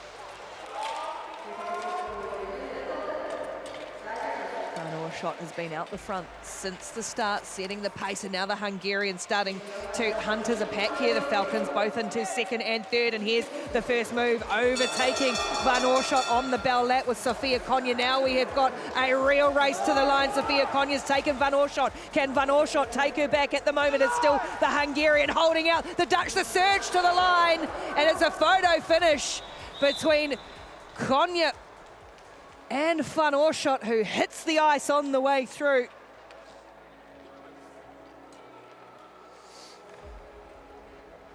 Nobody looks certain at all. A thumbs up, a yes, no, maybe from Van Oorschot as she looks over to the coaches. Konya having a very good race there, staying patient and then making her final move just on the last lap of the race. Van Oerschacht keeping a challenging pace throughout, so not a lot of shuffling in that race, but here we see Konya just sitting and waiting. And then taking that inside lane, completing the pass, no contact.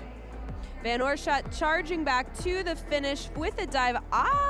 Looks like Van Oerschacht has got it. That's the naked eye, isn't it? On the slow motion replay and on the qualifying board as well. Well, she really had to grit her teeth, didn't she, and throw everything at it. The Dutch Lion with the big heart, Van Oerschacht, to get her way through to the quarterfinals. What a finish it was. 1/100th of a second being the difference between first and second place in that race. We might just have to have a couple of running repairs on the ice, very much near that start-finish line in particular, where Van Oerschacht threw herself, lunged for the line, that big stretch. They're just going to smooth everything down there as we get confirmation of our two skaters going through from the Repechage semi-finals to the quarters. Petra Yazapati of Hungary. So they did get one through, the Hungarians. And Tita Van Oerschacht from the Netherlands.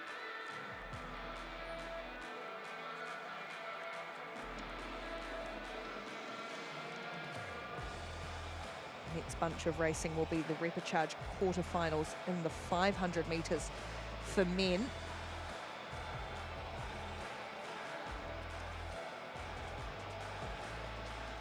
That one coming up after an ice reset in about 15 minutes' time.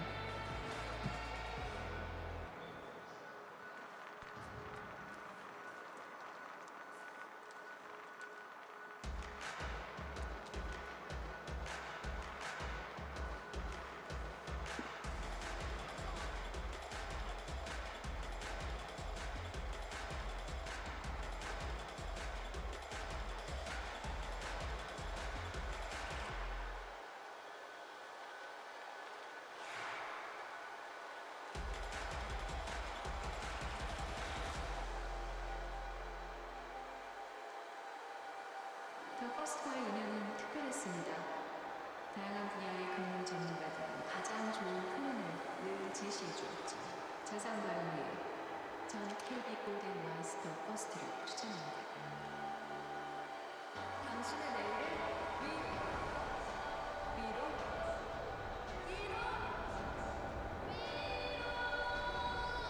당신이 위로 라이즈 할 수 있도록 라이즈 ETF.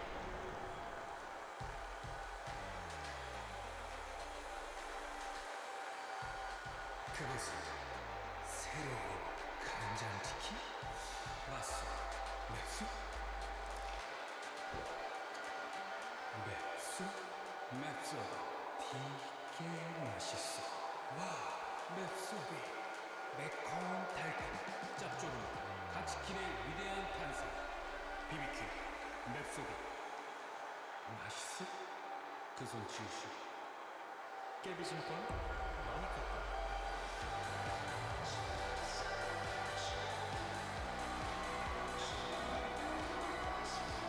모두의 행복 커져라. 깨비심과 KB심과 KB페이 다 되는 페이인가 알죠? 쇼핑이 되나요? 되죠. 한국어도 되잖아. 내 차라리 내가 먼저 샀게 되지. 안 돼요. 결제에서 사이트까지 됩니다. 다 되는 페이. KB페이.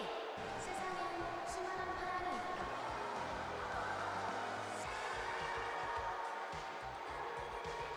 하지만 우리의 파랑에 정답은 없다. 있는 그대로 파랑하자. 네이버와 함께하는 직관 챌린지. 지금 이 뜨거운 현장 공기 네이버 클립으로 찍어보면 추첨으로 선물을 드립니다. 네이버 블로그에다가 네이버 TV에 넣고 클립 영상을 찍고 필수 해시태그와 스티커를 붙이면 끝! 자세한 내용은 지금 바로 QR코드에서 확인해보세요.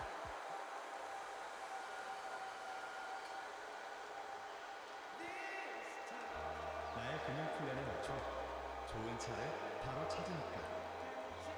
계획 있는 삶, 여유 있는 삶. KB 차차차.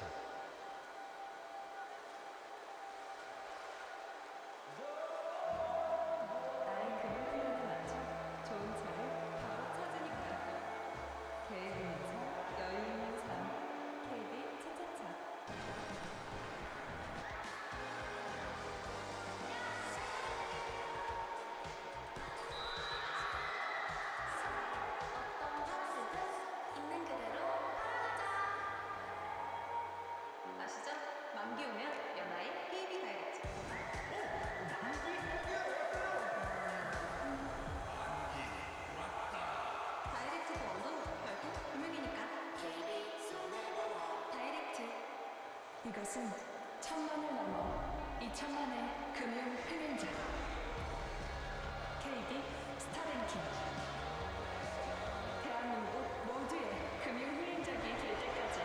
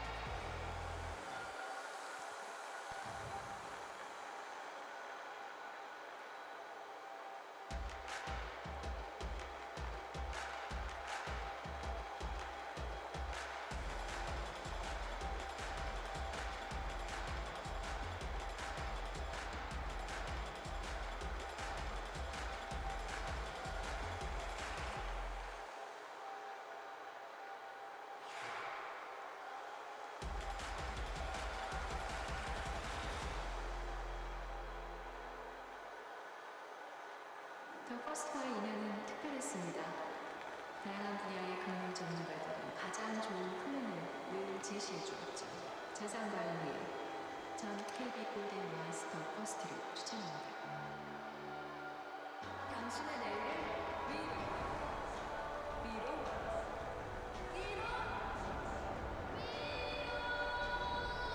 당신이 위로 라이즈할 수 있도록 라이즈 ETF.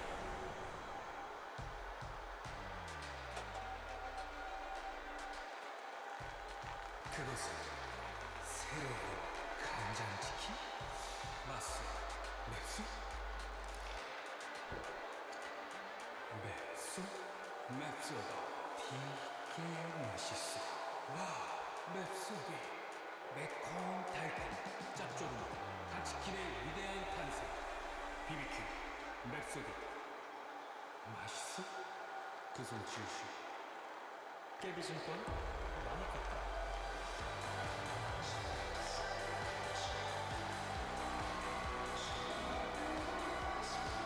모두의 행복 커져라 뚝딱. 깨비심권 KB증권. KB페이 다 되는 페이인 거 알죠? 쇼핑도 되나요? 되잖아. 항공권도 되잖아. 몇 천 원이 되잖아. 모두 섞여 되지. 안 돼요. 투입 결제에서 사이트까지 됩니다. 다 되는 페이. KB페이. 세상엔 수많은 파랑이 있다.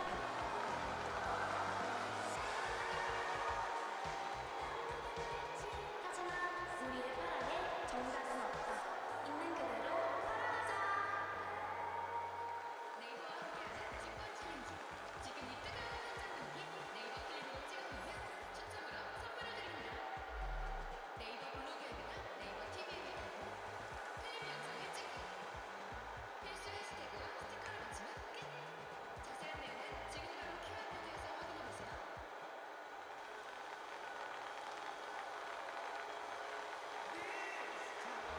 나의 금융 플랜에 맞춰 좋은 차를 바로 찾으니까. 계획 있는 삶, 여유 있는 삶. KB 차차차.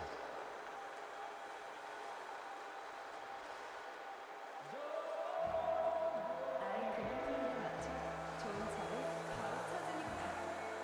계획 있는 삶, 여유 있는 삶. KB 차차차.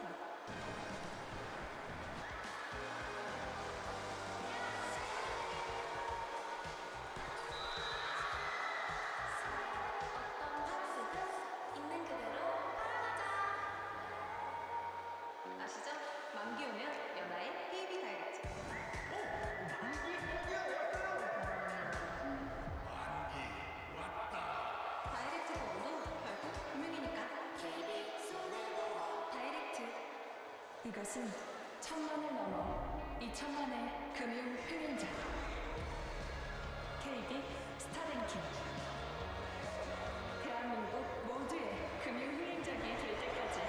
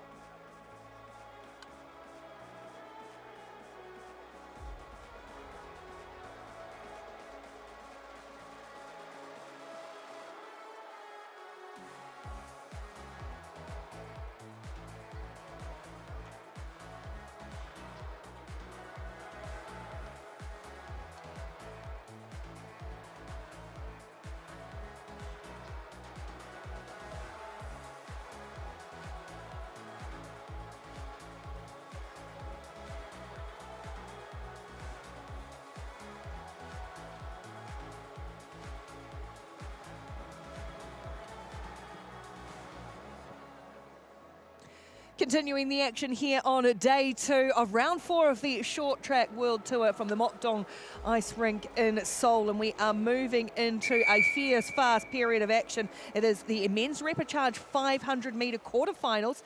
We have got 8 of these races. First across the line, plus the maximum of the 2 fastest seconds will advance through to the repechage semis. We start with Azgailev from Kazakhstan, Leontenko from Ukraine, Yazapati, Piti Yazapati from Hungary, Taprom of the Thai Elephants, and Lightsai from Taipei. This is fast and furious. Blink and you miss it in the 500 metres.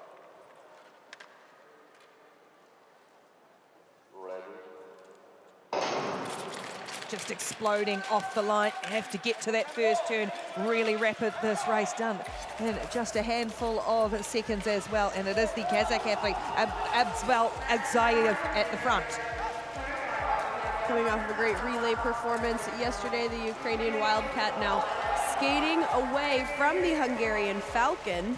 Just 4.5 laps in the 500 metres. It's still Azgailev of the Kazakh Nomads in the front of the line. Hungary chasing him down. That's Piti Yazapati as they get the belt. The field really stringing out in this match, and in this race rather. And now the Hungarian making his move. Piti Yazapati, he left it too late. He has, as it's Azgailev from the Kazakh Nomads who takes first spot and moves through to the repechage semis. Peter Yazapati watching his sister Petra have some success today in the 1,000-meter rep semi. So we'll go to the replay here. We see the skaters stepping out wide on the track, doing that pivot around the corner. Peter closing the gap, stepping out wide to set up the pass, but not able to complete the move even as he dives for the line.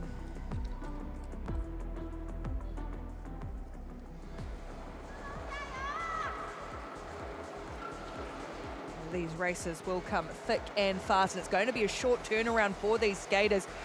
Good for Azgailev to get off the track, be in that first repechage quarterfinal, because the repechage semifinals come straight after this, after an ice reset. So a really short turnaround for these men in this 500 metre repechage quarterfinals. Sun Long of China, Sean Mackinoff, the Irish Wolfhound, Lucas Wareham, the Australian Racing Route, Yui Matsubayashi, Japanese Ninja, and Josh Carr from the New Zealand Ice Kias.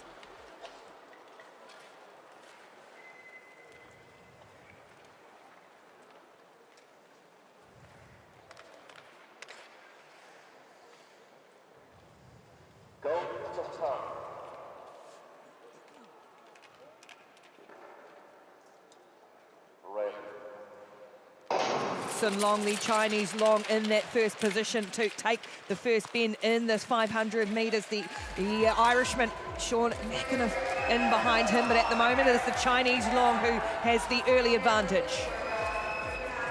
We are taking 2 fastest thirds here, so even though Sun Long is the favorite to win this race, the Irish Wolfhound, Sean Mackinoff, closing the gap and fighting for that second fastest time. Trying to make a move with the Australian, but he's gone wide and lost a lot of speed. It is still the Chinese skater, Sun Long, who took control from the line and should be able to ease home in this. They're still chasing him to try and get one of that best second, but Sun Long does it comfortably to go through to the repechage semi-finals.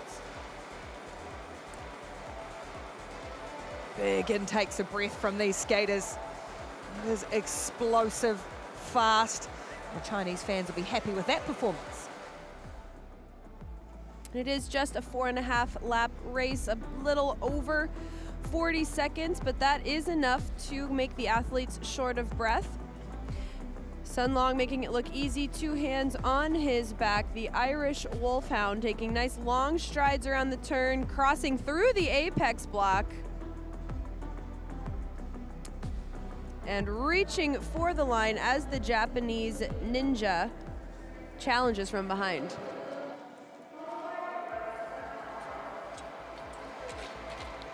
Sean Mackinoff, the Irishman, will await for the time. 2 of the fastest second place skaters will advance through, but it's Sun Long who goes through automatically to the repechage semi-finals as we move on to heat 3 in the repechage quarterfinals. Michelle Nowinski, the Polish hussar. Bit of a mixed day yesterday. Lucas McDonald, New Zealand ice skier. Yaroslav Morozov, Ukrainian wildcat.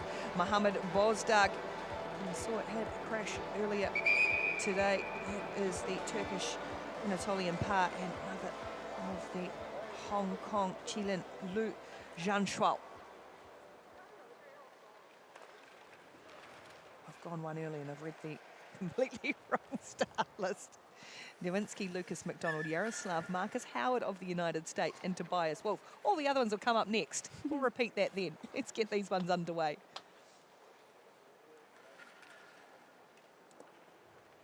Go to the top.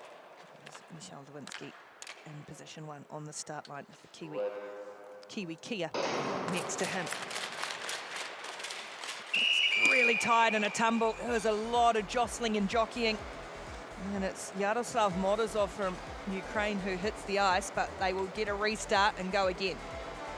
We'll take a look at that replay. Now, thankfully today there's a little less water sitting on the track, so when skaters are having a fall off the start, yeah, contact between the American Eagle and the the Ukrainian Wildcat. A little blade contact there. Skaters going over to see their coach. Other skaters just going to put on their coats because we are in a very cold venue here, the Mokdong Ice Arena in Seoul. Coach is using what's called a burr stone, just right on the tip of the blade there. So that says to me that whether it was a kick or when his toe went into the ice, skaters have what's called a burr. Everybody hand sharpens their own skates, and what you do is you create a burr on the edge of the skate, and then you use a burr stone.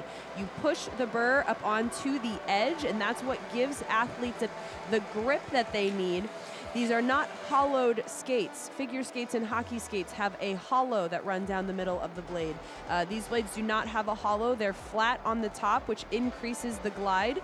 And then the hand sharpening creates that burr. Pushing the burr back onto the edge gives the skater grip against the ice. Then a quick loosening and tightening of the bolts. This is very high level equipment, and it's fragile equipment. Just a little knock, not just getting kicked in a race, but even when these skaters fly, just putting the blades into a suitcase can knock, they're called the numbers. Coaches put numbers onto blades. The numbers correspond to a scale on what's called a gauge. I could stay in this rabbit hole a long time, but you really have to see it to understand it. We'll request a special on skating equipment. Next one, there you go. Coming up. Oh, it could be in the next ice break. Well, it gives me a chance to actually confirm the proper start list in this, having given you a mixture of these two for the coming up race as well. So it is Michelle Nowinski, the Polish skater, Lucas McDonald from New Zealand, Yaroslav Morozov, the Ukrainian Wildcat. He was the skater that went down in that start. Marcus Howard, the USA Eagle, and Tobias Wolff from Austria. So we're actually seeing the American Eagle go through a full change of equipment. So sometimes the blade, the integrity of the blade is still there after a knock with another skater, and you just have to touch up the blade quick. In this instance, the coaching staff has decided, no, we're just going to take that blade off, put a new one on. It's risky. It is best practice to test equipment before skating on it, especially in the 500 at top speed. You see coaches getting put under a little bit of pressure by the officials. Hey, come on, time to start. But they're not going to send their athlete out on equipment that isn't ready. So Marcus Howard getting a fresh start on a fresh pair of blades. Let's all get a fresh start on this race. Skaters have had their coats back on. They've been tossed aside, and we're ready to go for another restart in this 500-metre repechage quarterfinal.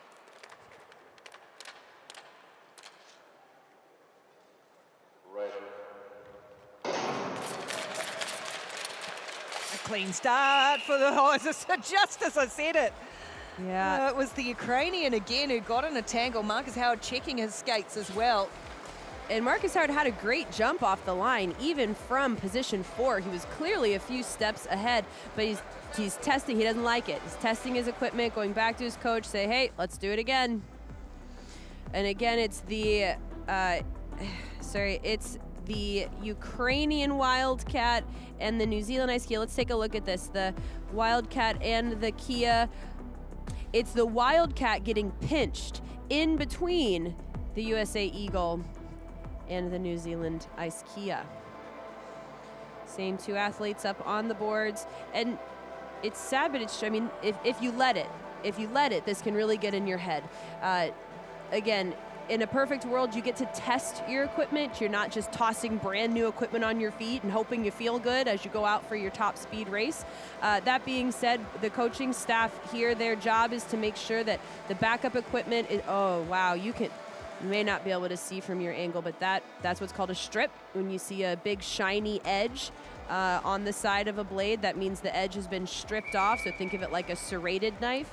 You do not want a serrated knife on your feet. You want more of a paring knife on your feet. Mark is still testing that equipment. He doesn't feel good, but a good skater controls the equipment, not the other way around. Well, he's just looking over at his coaches again, shaking his head. He's going to be standing right beside them, close on the start line, still chatting with the coaches. A little smile on the face, just has to get on with it. So for the third time, we'll see if we can get this 500-meter repechage quarterfinal away cleanly.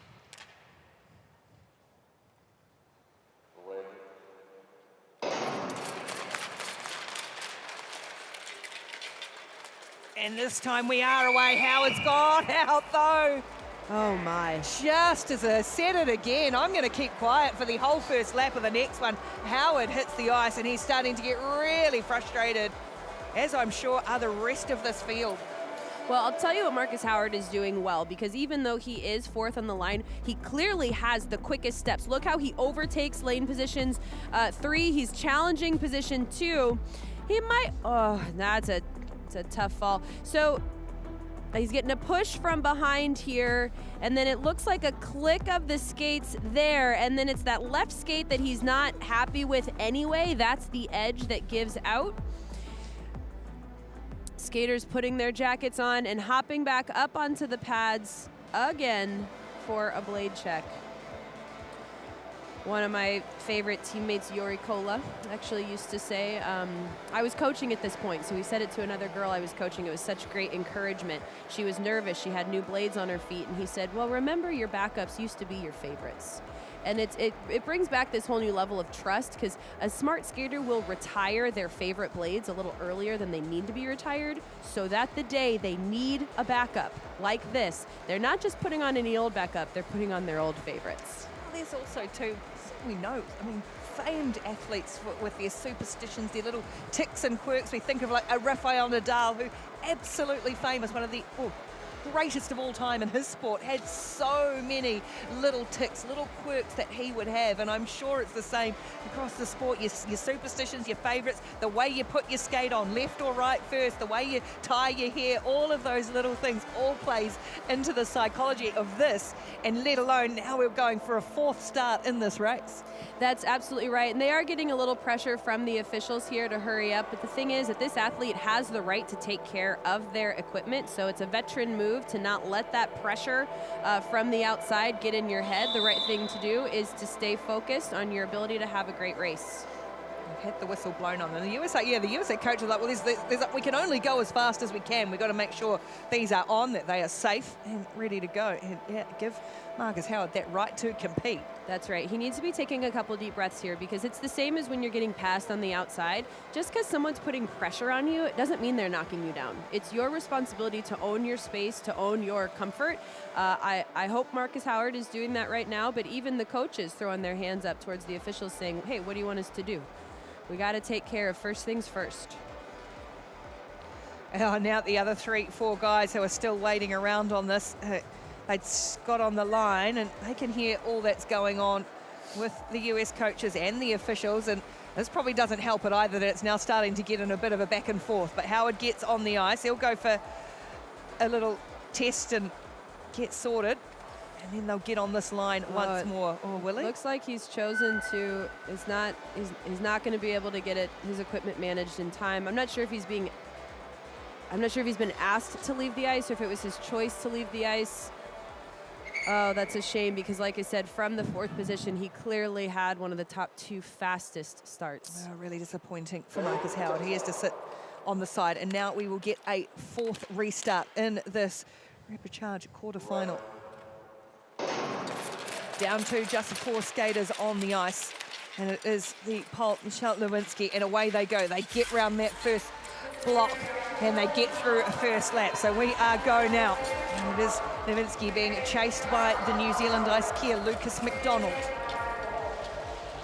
Opened up a handy buffer, has the Polish hussar though. Nowinski's getting comfortably in first. He only needs the first place to qualify for the next round. Time is important, but staying on your feet is even more important than that. Yeah, two of the fastest second place skaters, so that would be McDonald trying for this at the moment, because Nowinski's going to take this one at the fourth time of asking. We get a result in this Repechage quarterfinal, and it is the Polish hussar, Michał Nowinski.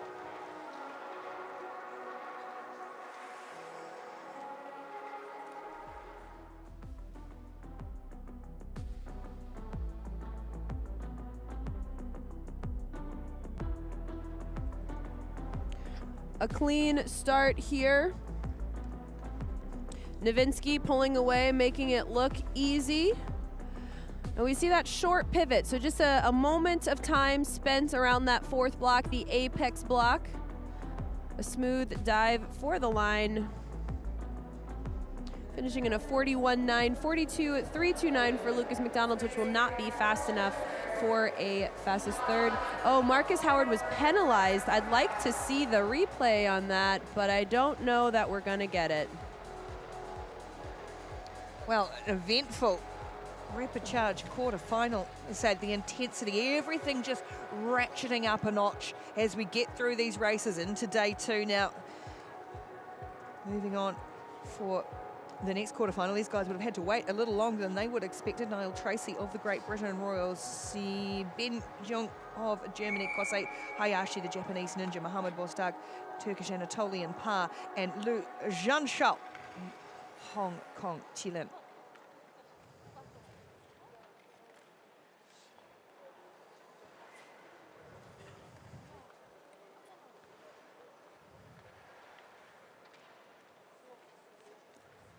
Go to the top.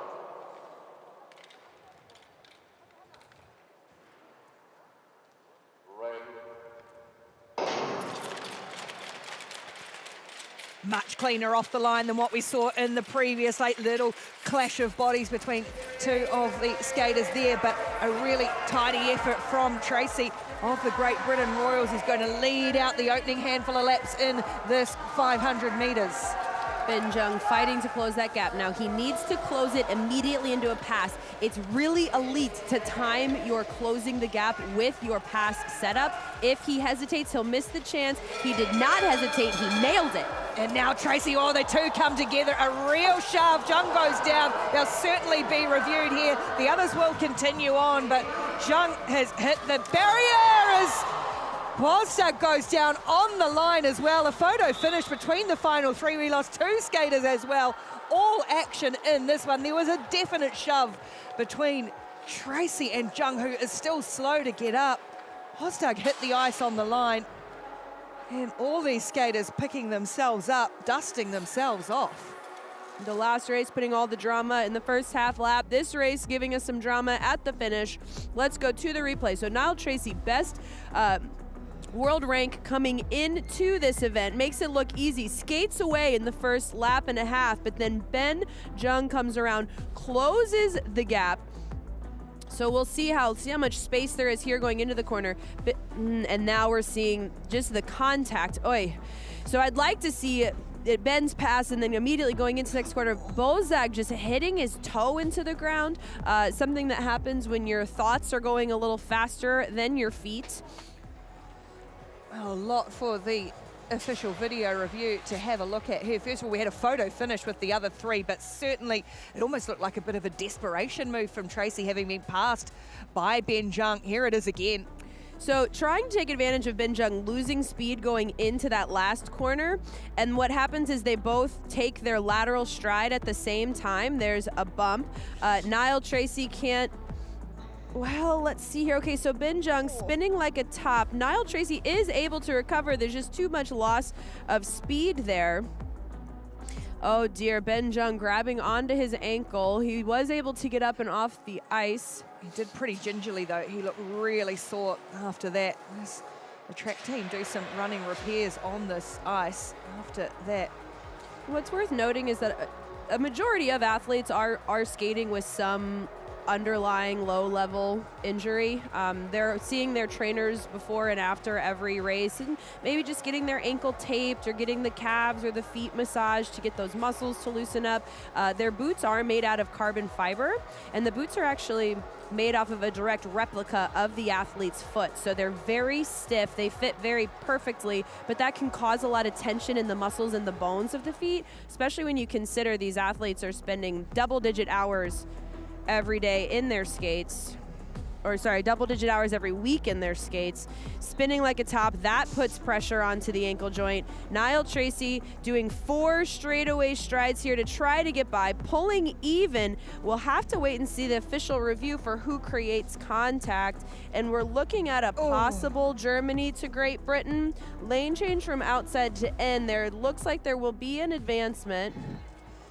You could see where Ben Jung, as he hit the ice, the skate dug in, and that's where the ankle started to move. Initially, I thought it looked like Tracy had just fully dropped her shoulder in.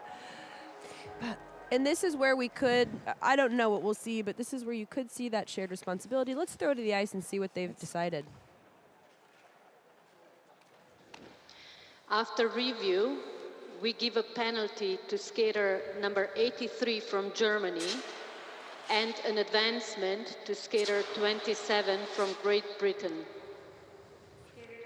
Well, so it is Ben Jung who concedes the penalty. No, Tracy is advanced, and it was Le Jean Charles who got the photo finish in a action-packed, very eventful 500 meters.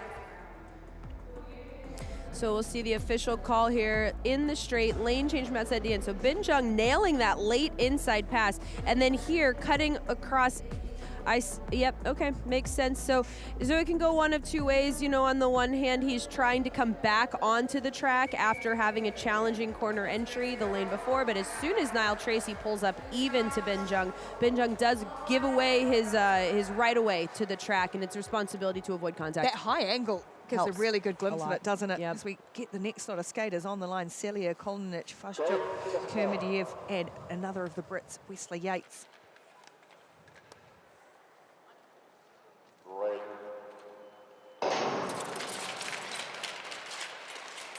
A little, we're going to have a restart here, a little jostle between the two of the skaters on the outside. Well, and I'll tell you what's tough is to put 5 people on the start line in a 500. Typically, if there's 4 people, you see a little less bumping, a little less blade clicking. But with 5 people on the line, and everyone is shooting for block 1. So even the skater out on the pads, out on lane 5, they're trying to skate an angle from wide to tight. They start pinching the skaters on the inside, and that's where we see that contact right there between the Bulgarian King and the Great Britain Royal. Keeping in mind too, as these quarterfinals in the Repechage 500 meters, these men will have to race the semi-final of the Repechage shortly after this. As we said earlier, for, Absal Asgaliev, who won the first race, which seems already a long time ago, he'll be safely tucked back inside, keeping warm, ready to go. Oh, we've had restarts and incidents over the last couple of races. And what we're seeing here is fairly rare. I mean, this happens, but to see this many restarts all in a row, this much contact off the start all in the row, is not typical in the sport. But here's the thing, everybody wants to win, and nobody's going to sacrifice even an inch. You're not going to concede any space, place to your rival. No. Wesley Yates and Stefan Alexander Kermidiev have had running repairs, and we're ready to go again.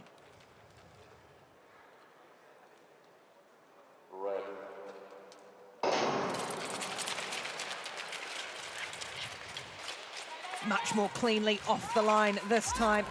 No contact between any of the skaters. It's the Polish Zadian Shiliat leading out from the front. He's got the Croatian Martin Kolinic right in behind him as well. British skater Yates has fallen off the back, so there's 2 hard at the front. First across the line, goes through to the Repechage semi, and now the Croatian Dalmatian makes his move. A clean move, but still a little bit of a impact to the Polish Hussar Cellier. It's still going to be Kolinic. He made his move at just the right time, got through, got past, and got through cleanly enough in the eyes of the officials. And so he will advance through to the repechage semi-finals. So watch Gian Cellier off the start here. He's clearly the quickest. He steps out in front of everyone, even with a little bit of a gap. And as he builds to top speed, we see the Croatian Dalmatian Kolinic building up on the outside, making a move on the inside, squeezing in without contact. And it isn't until the corner exit that we see Cellier starting to lose it a little bit and drifting out wide. And sometimes, like we said in the race before, putting pressure on someone, you don't have to touch them. You just have to get into their bubble. Imagine you're standing in line at the store and someone stands within a few inches of your face. They're not touching you, but you're going to be uncomfortable. Now, do that at top speed on a millimeter blade. Yeah, that's getting right in someone's personal space, isn't it? Here's our next lot of skaters, confirming their Martin Kolinic, our next lot of skaters, Jonathan Moody of Great Britain. Brendan Corey of Australia's Racing Ruse. He had a tough crash earlier on today in the 1500 metres, so good to see the Aussie battler going again. Liam O'Brien of Ireland, Ivan Martinic, another of the Croats, and Adil Galikimtov, Kazakh nomad.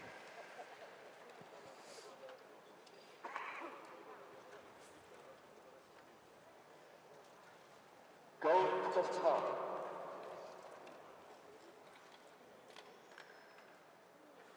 Ready.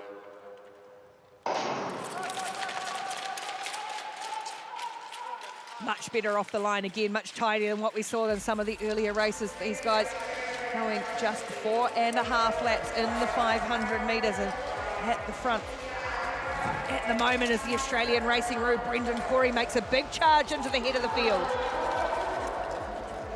He has a comfortable space between him and second place, Brendan Corey.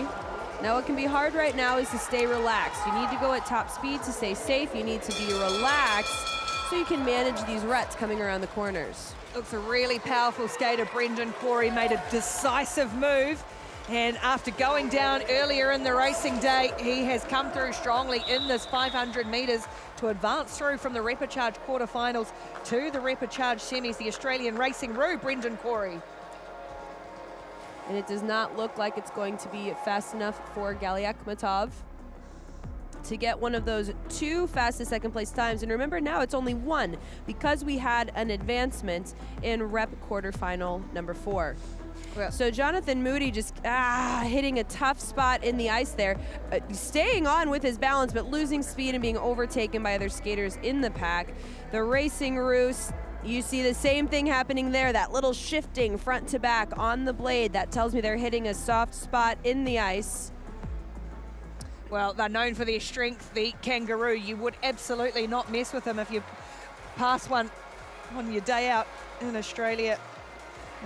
Real synonymous. The boxing Kangaroo, of course, so synonymous with Australia, that Aussie battler, but a really important spirit animal too for Indigenous people in Australia. Showing that strength, Brendan Corey, to advance through. And to fight back. He's had a lot of falls over the last 2 weeks. He just keeps fighting back. Furkan Akart, Liu Xiaolin, Lara Noren, Frederick Peterson and Robin Bendegger. Next 5 skaters looking to go from the repechage quarterfinals through to the repechage semis. Going to top.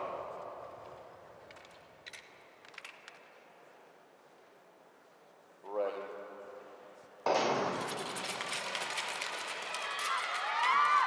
And here, the fans, the Chinese fans in the crowd trying to roar on Liu Xiaolin, who have to sit in second spot at the moment, to coming off the line well. All the experience as he chases Akart, Furkan Akart, the Turkish Anatolian par. And he makes it look easy, Xiaolin does, as he sets up the pass. A lot of this has to do with track patterns. You don't necessarily have to go faster than the person that you're skating behind, but you have to manipulate your track so that you can move up the inside lane or the outside lane without making contact. Got himself in great position off that start to make a move, and now Liu Xiaolin can try and control it at the front here over the last couple of meters, and does so as well. The Chinese star goes through to the repechage semi-finals, taking out this quarterfinal race. And similar to like we're seeing yesterday, it is a huge advantage for these skaters to be in some of the first couple of skates after the resurface. Every time, every new race that hits the ice, the times get just a little slower. Let's watch Xiaolin here. He moves comfortably up into first, no contact. Furkan Akar doing the right thing to tuck into second, try to follow the experienced skater's lead and skate for time. The Chinese long coming across in style.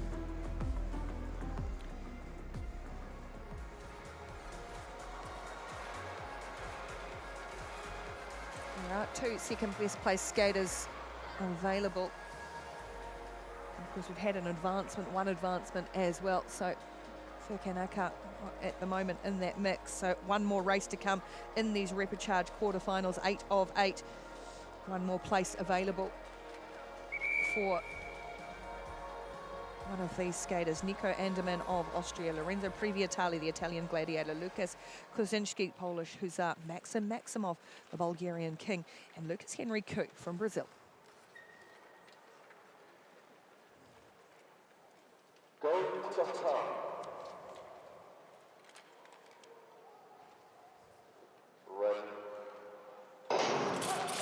After an eventful couple of races, we've had a stumble here, but racing will continue. It was the skater at the back, the Bulgarian king, Maxim Maximov, who had a stumble. And now at the front, he as so often likes to be, Nico Anderman of Austria. Previatali setting up a pass here, sliding up the inside. Let's see if he can hold it. Gets past the Austrian, does Anderman, in that bright electric blue suit as he scorches round this Mokdong Arena track. Gets the bell, 1 lap to come. It is still Anderman, the Austrian, chasing the Italian Previatali. Lorenzo Previatali made his move halfway through this race, and he will get to the finish line and through to the repechage semi-finals. Again, Nico Anderman not coming close to that fastest second time set back in rep quarter 1.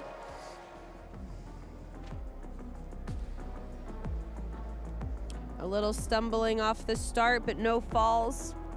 So the officials do not call it back. Previatali setting up his move. So stepping out wide here, building speed going into this corner, which allows him to slingshot up the inside, not only to gain the lead, but to pull a gap for a decisive win.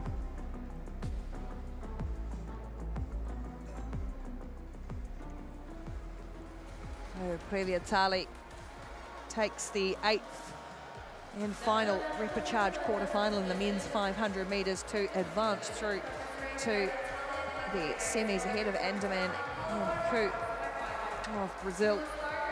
It's going to be a quick turnaround for these men who will race the repechage semi-finals after a full ice break, as we see confirmation of those skaters going through. Noel Tracy getting the advancement, and Peter Yazapati from Hungary going through as one of the only 2nd place skater among the 8 winners of our repechage quarterfinals. So it is a full ice reset, an ice break for these skaters. Get back out there in just over 10 minutes time. As I said, short turnaround for the men's 500 metre repechage semi-finals. That coming next.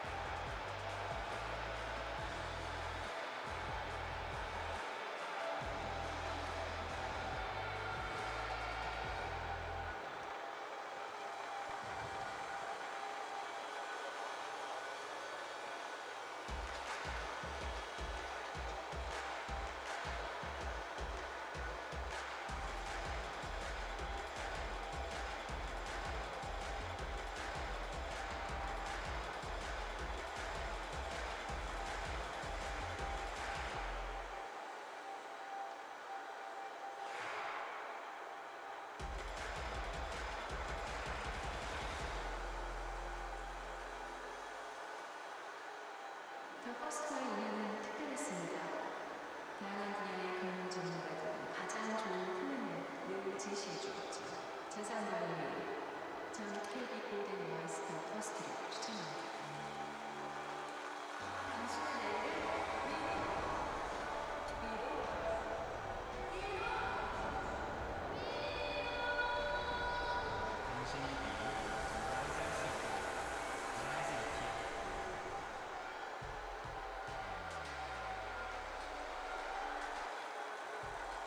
그것은 새로운 간장치킨?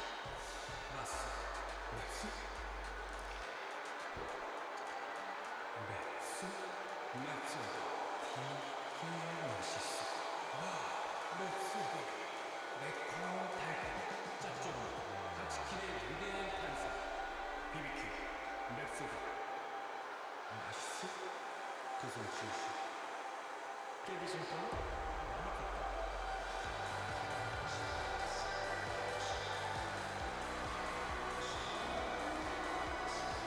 모두의 행복 커져라.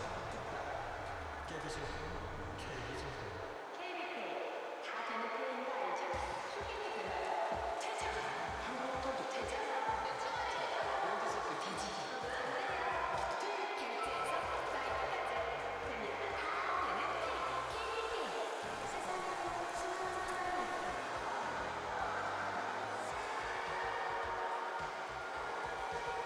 하지만 우리의 나라에 정답은 있는 그대로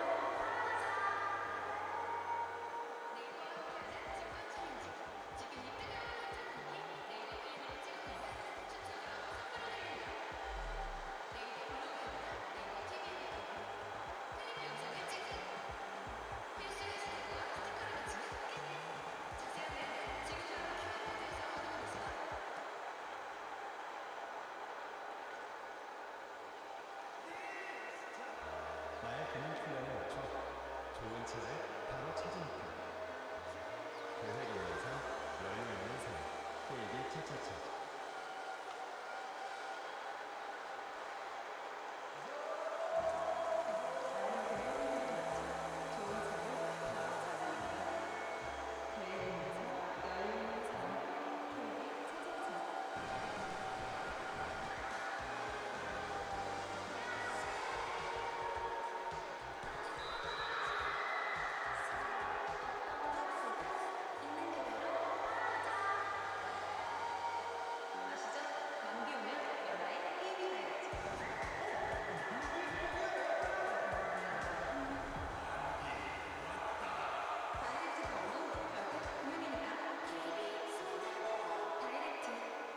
이것은 1000만을 넘어 2000만의 금융 필름제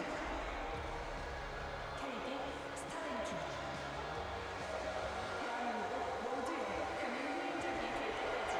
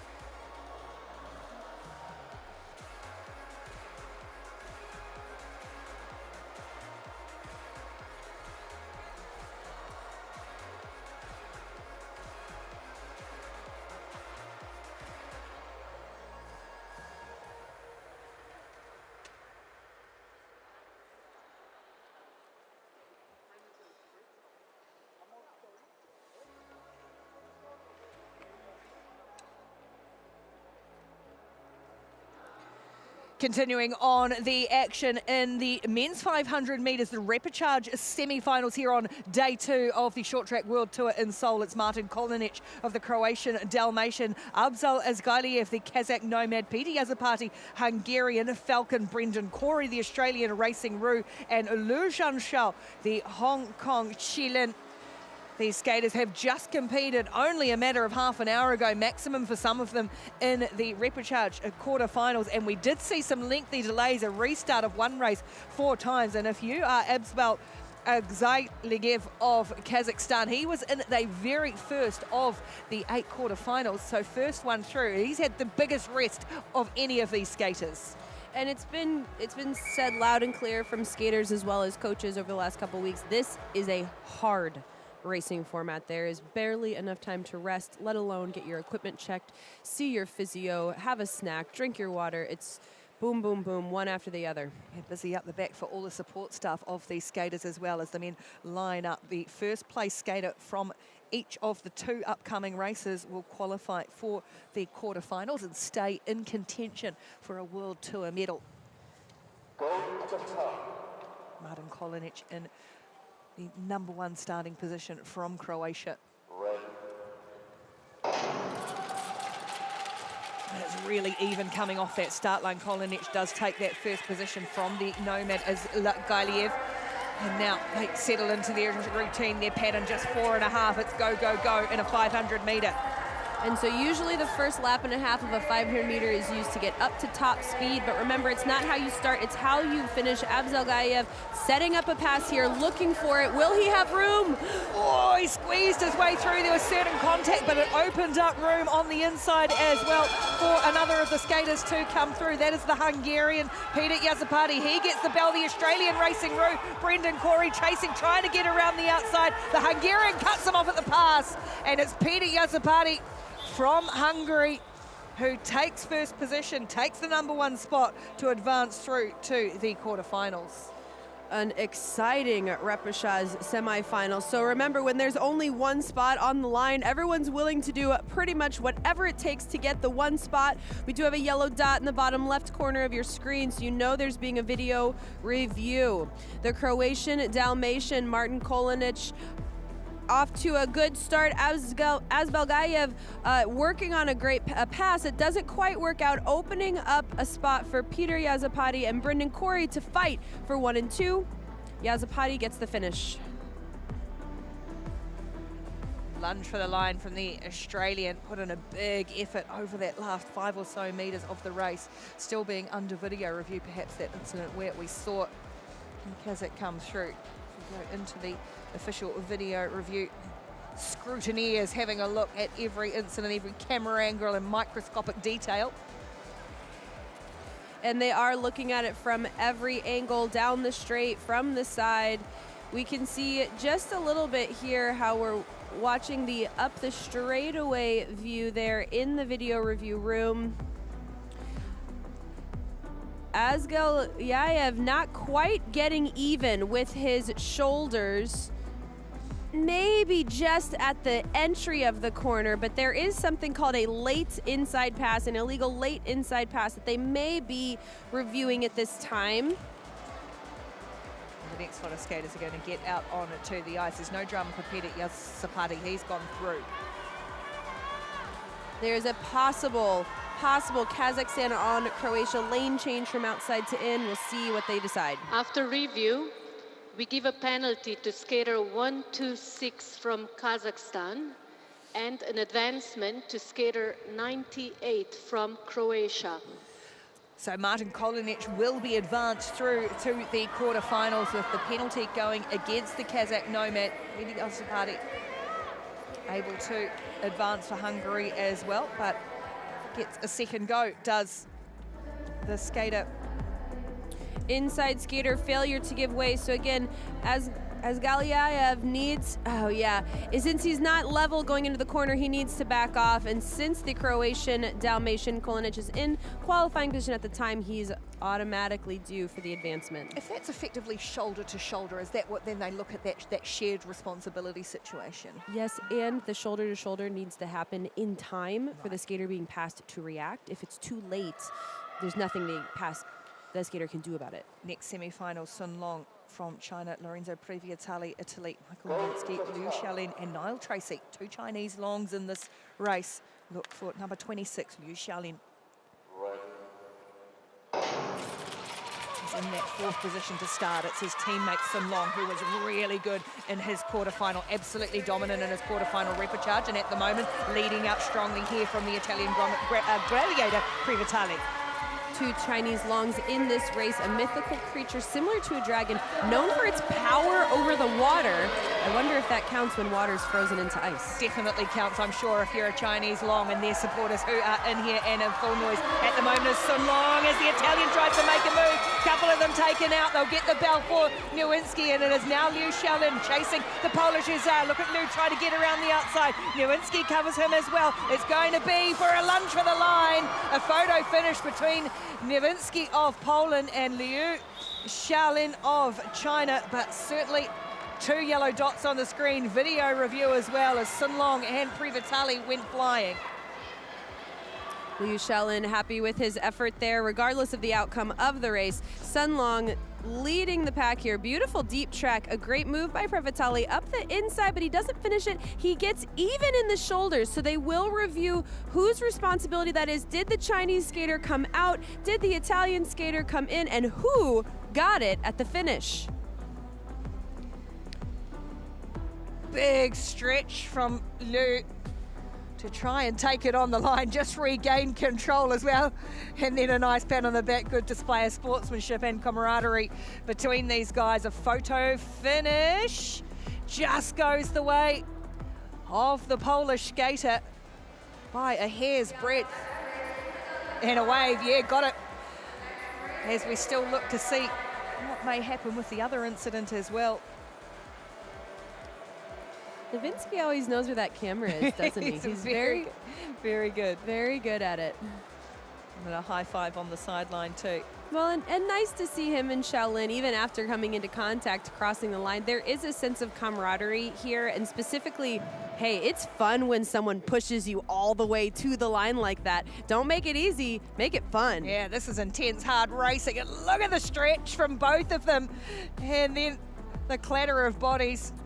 The absolute agility there of Xiaolin. Not only staying on his feet, but doing a little spin, avoiding that scuffle with the Polish Hussar. I was going to say, ever the showman. Ever. Didn't quite get it. There was next to nothing in it between those 2 skaters. We still wait confirmation of the review. You can see there's a big cluster of athletes standing by. That's because we are getting into mixed team relay time after this one, but still awaiting the outcome of this video review, which we'll see between Lorenzo Priviatali, the Italian gladiator, and Sun Long, the Chinese long.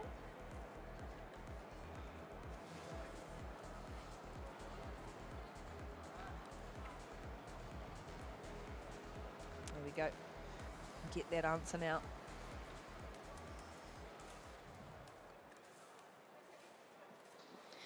After review, we give a penalty to skater 22 from People's Republic of China and an advancement to skater 105 from Italy.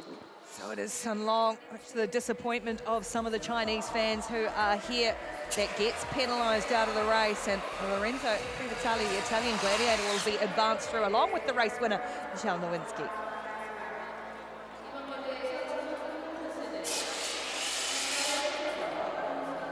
We'll see the official video.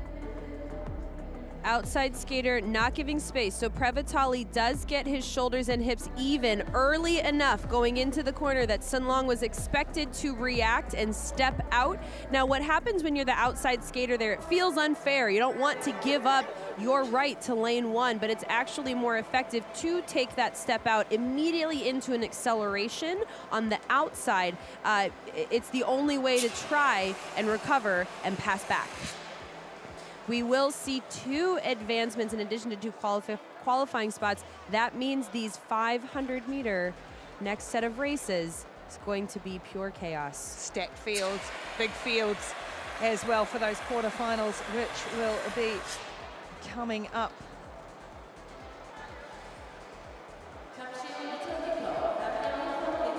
Today, in this afternoon session, as we move now into the mixed relay semi-finals.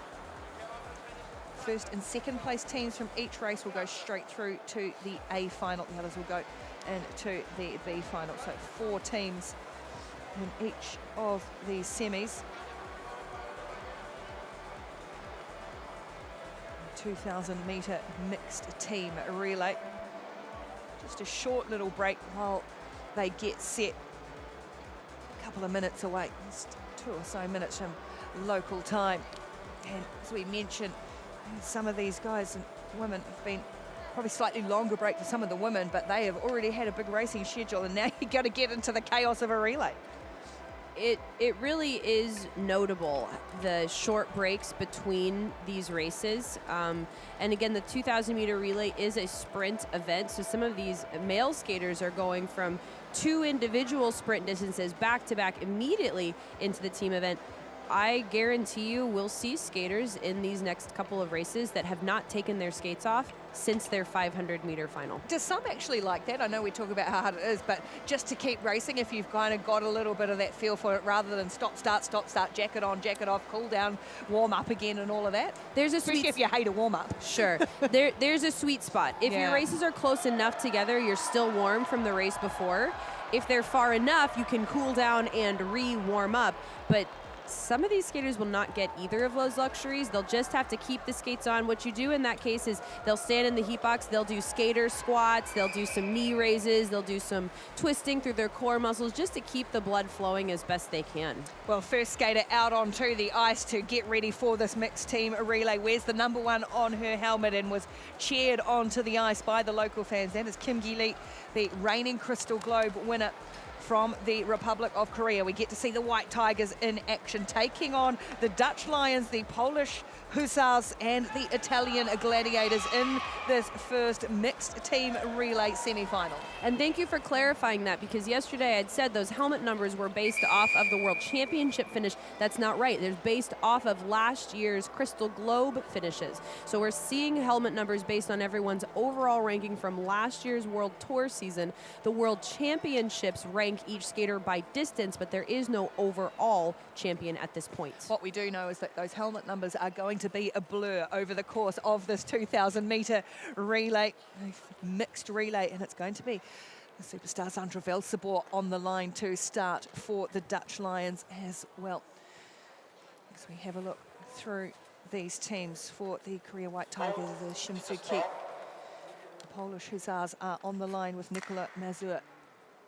We've got the Italians and Gloria Iurati, the blonde ponytail flying out the back of her helmet as we are off the line. And it is, of course, Sandra Velsabor who will lead out for the Netherlands in this first lap of the 2,000 metre mixed relay. Her sister will track along the inside, get ready to make the pass and the exchange to convert that power between each of the skaters. The Dutch and the Polish have made the little jump as we get ready for the first exchange in this mixed relay. Velsabor to Velsabor for the Dutch.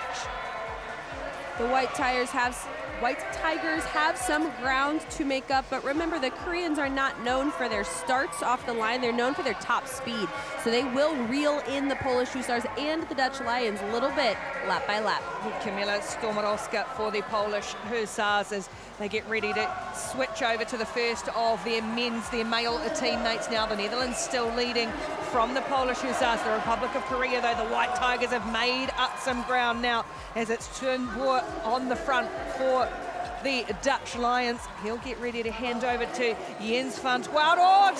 Boer has had a stumble. He can't link up with van Dwaard, and that has allowed the Korean crowd to cheer on. The Polish Hussars take the lead, and now Korea makes the move up the inside with Kim Tae-sung. Wow, we're just getting a glimpse of how excited these Korean fans are in the Mokdong Ice Arena. It's only going to get better from here, folks. Jens van Dwaard has clawed his way back up into that second place. Boy, just lost his footing somewhere, lost his stabilization. It's Michelle Velsabor. The Italians have gone down. The Korean White Tigers have hit the front. It is all go in this mixed relay. Italian Gladiators have tagged another skater into the race, but they won't be able to make it back. Now look at this, Kim Yeol Lee and Sandra Velseboer, two of the superstars going at it.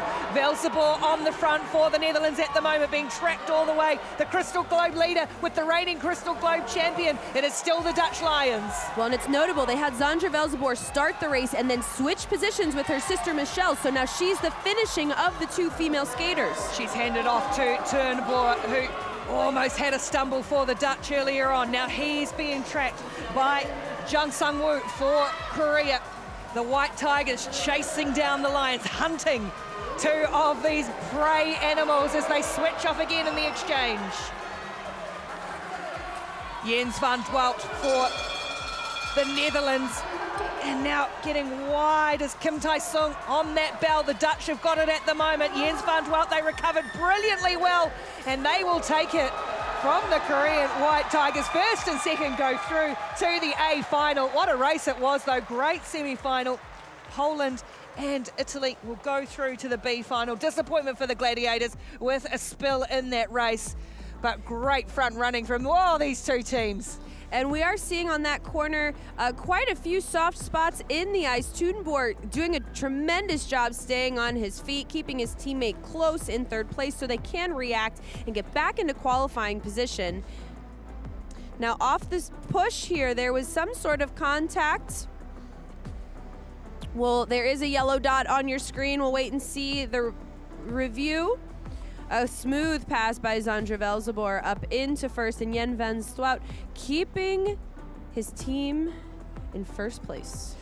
That was Claudia Irati for the Italians, who went absolutely flying. That is being checked. Saw her just slide into the barrier, almost in that same position, but it was off that exchange.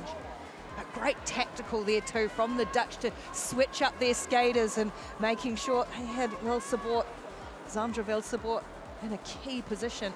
And it really goes to show the strength of Sandra Velseboer, the fact that she can be the starter and the finisher of the women on the women's team. And the rule is that everybody has to take a turn, but you can change the order of the turns as long as it goes female, female, male, male.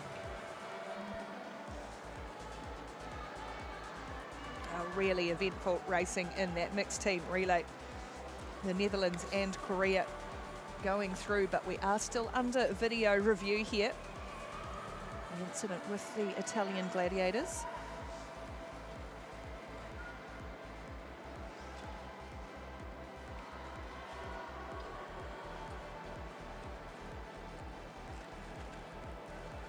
And now we wait. It's not a fun part of the sport, not knowing. So many of these athletes get into the sport because they enjoy winning on their merits. They don't want to be in a judged sport where an outsider's perspective decides if they win or not. They want to be in a sport where the outcome is final, and yet it's not always final. Still, as our referees go to the center of the ice to give us an update and on that video review, and that's what we will get now. After review, we give a penalty to Team Poland. So it was the Polish who were penalised for the incident there. So the top two results still stand. The Netherlands and the Republic of Korea. The Lions and the White Tigers go through to the A final of the mixed team relay. So we'll see the official review here. Leg blocking during the exchange. So the Hussars in third position here. Look how wide the pusher opens their legs as they push. You have to open your legs a little bit. That's how you relay push. But if you open the legs so wide it impacts other skaters, that's a penalty. Next lot of teams are on the ice. We have got the Hungarian Falcons, the Chinese Longs, the Canadian Ice Maples, who set the world record in this event just a week ago, and the USA Eagles. It is Corinne Stoddard on the line for the United States. Florence Brunel for Canada. Fan Kishin for China.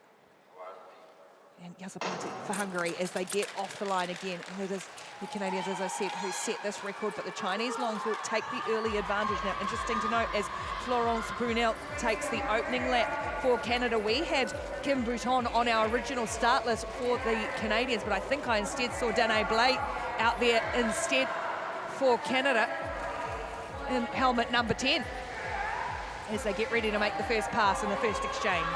And that is why every team does dress an alternate. You never know if someone's going to have an injury flare up, a problem with their equipment, or with this new racing format, just fatigue and needing a substitute at the last minute. At the moment, it is the Chinese longs, remembering the first two going through, and the USA trying to make a little move around the outside.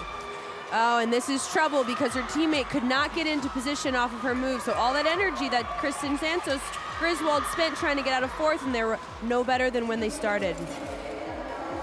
China still leading off the front at the moment. Now the Ice Maples with Felix Roussel comes at it as they look to make the exchange. Roussel will switch off for Donjanu for the Canadian Ice Maples, and it's Liu out there for China. Liu Xiaoyang for the Chinese. USA and Hungary still chasing.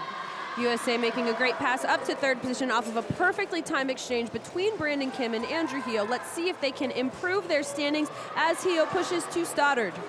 Donjanu and Liu for China make their respective changes for the Ice Maples and the Longs, and here come the Chinese again, getting around the inside of the Ice Maples. Taking that front lead is fun for China again. The USA right back into the mix with Stoddard as well.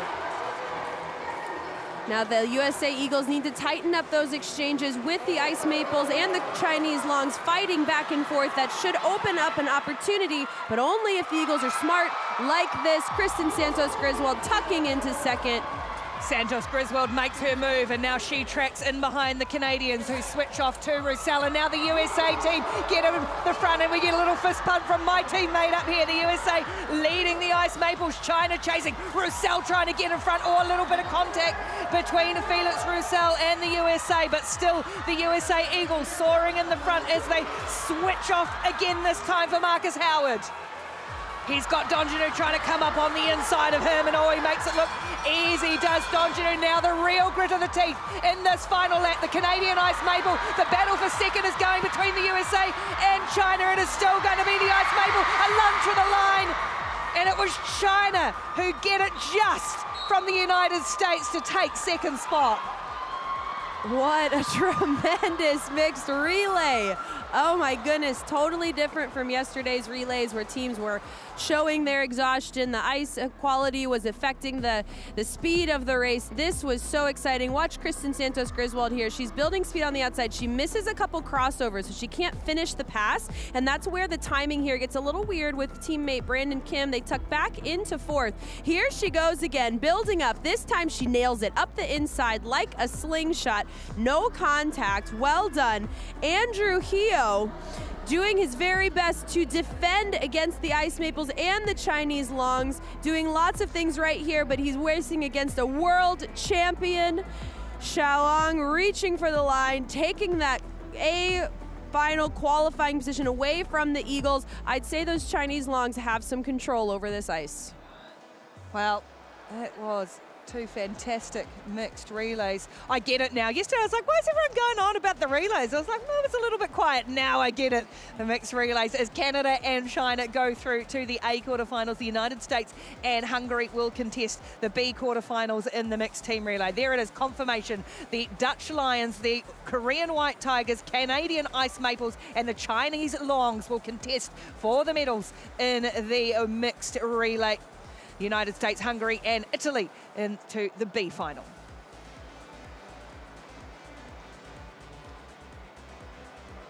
Well, after the highs of that relay, gives everybody a chance to have a bit of a break now, a bit of a reset before we get into the afternoon's action with so much to come.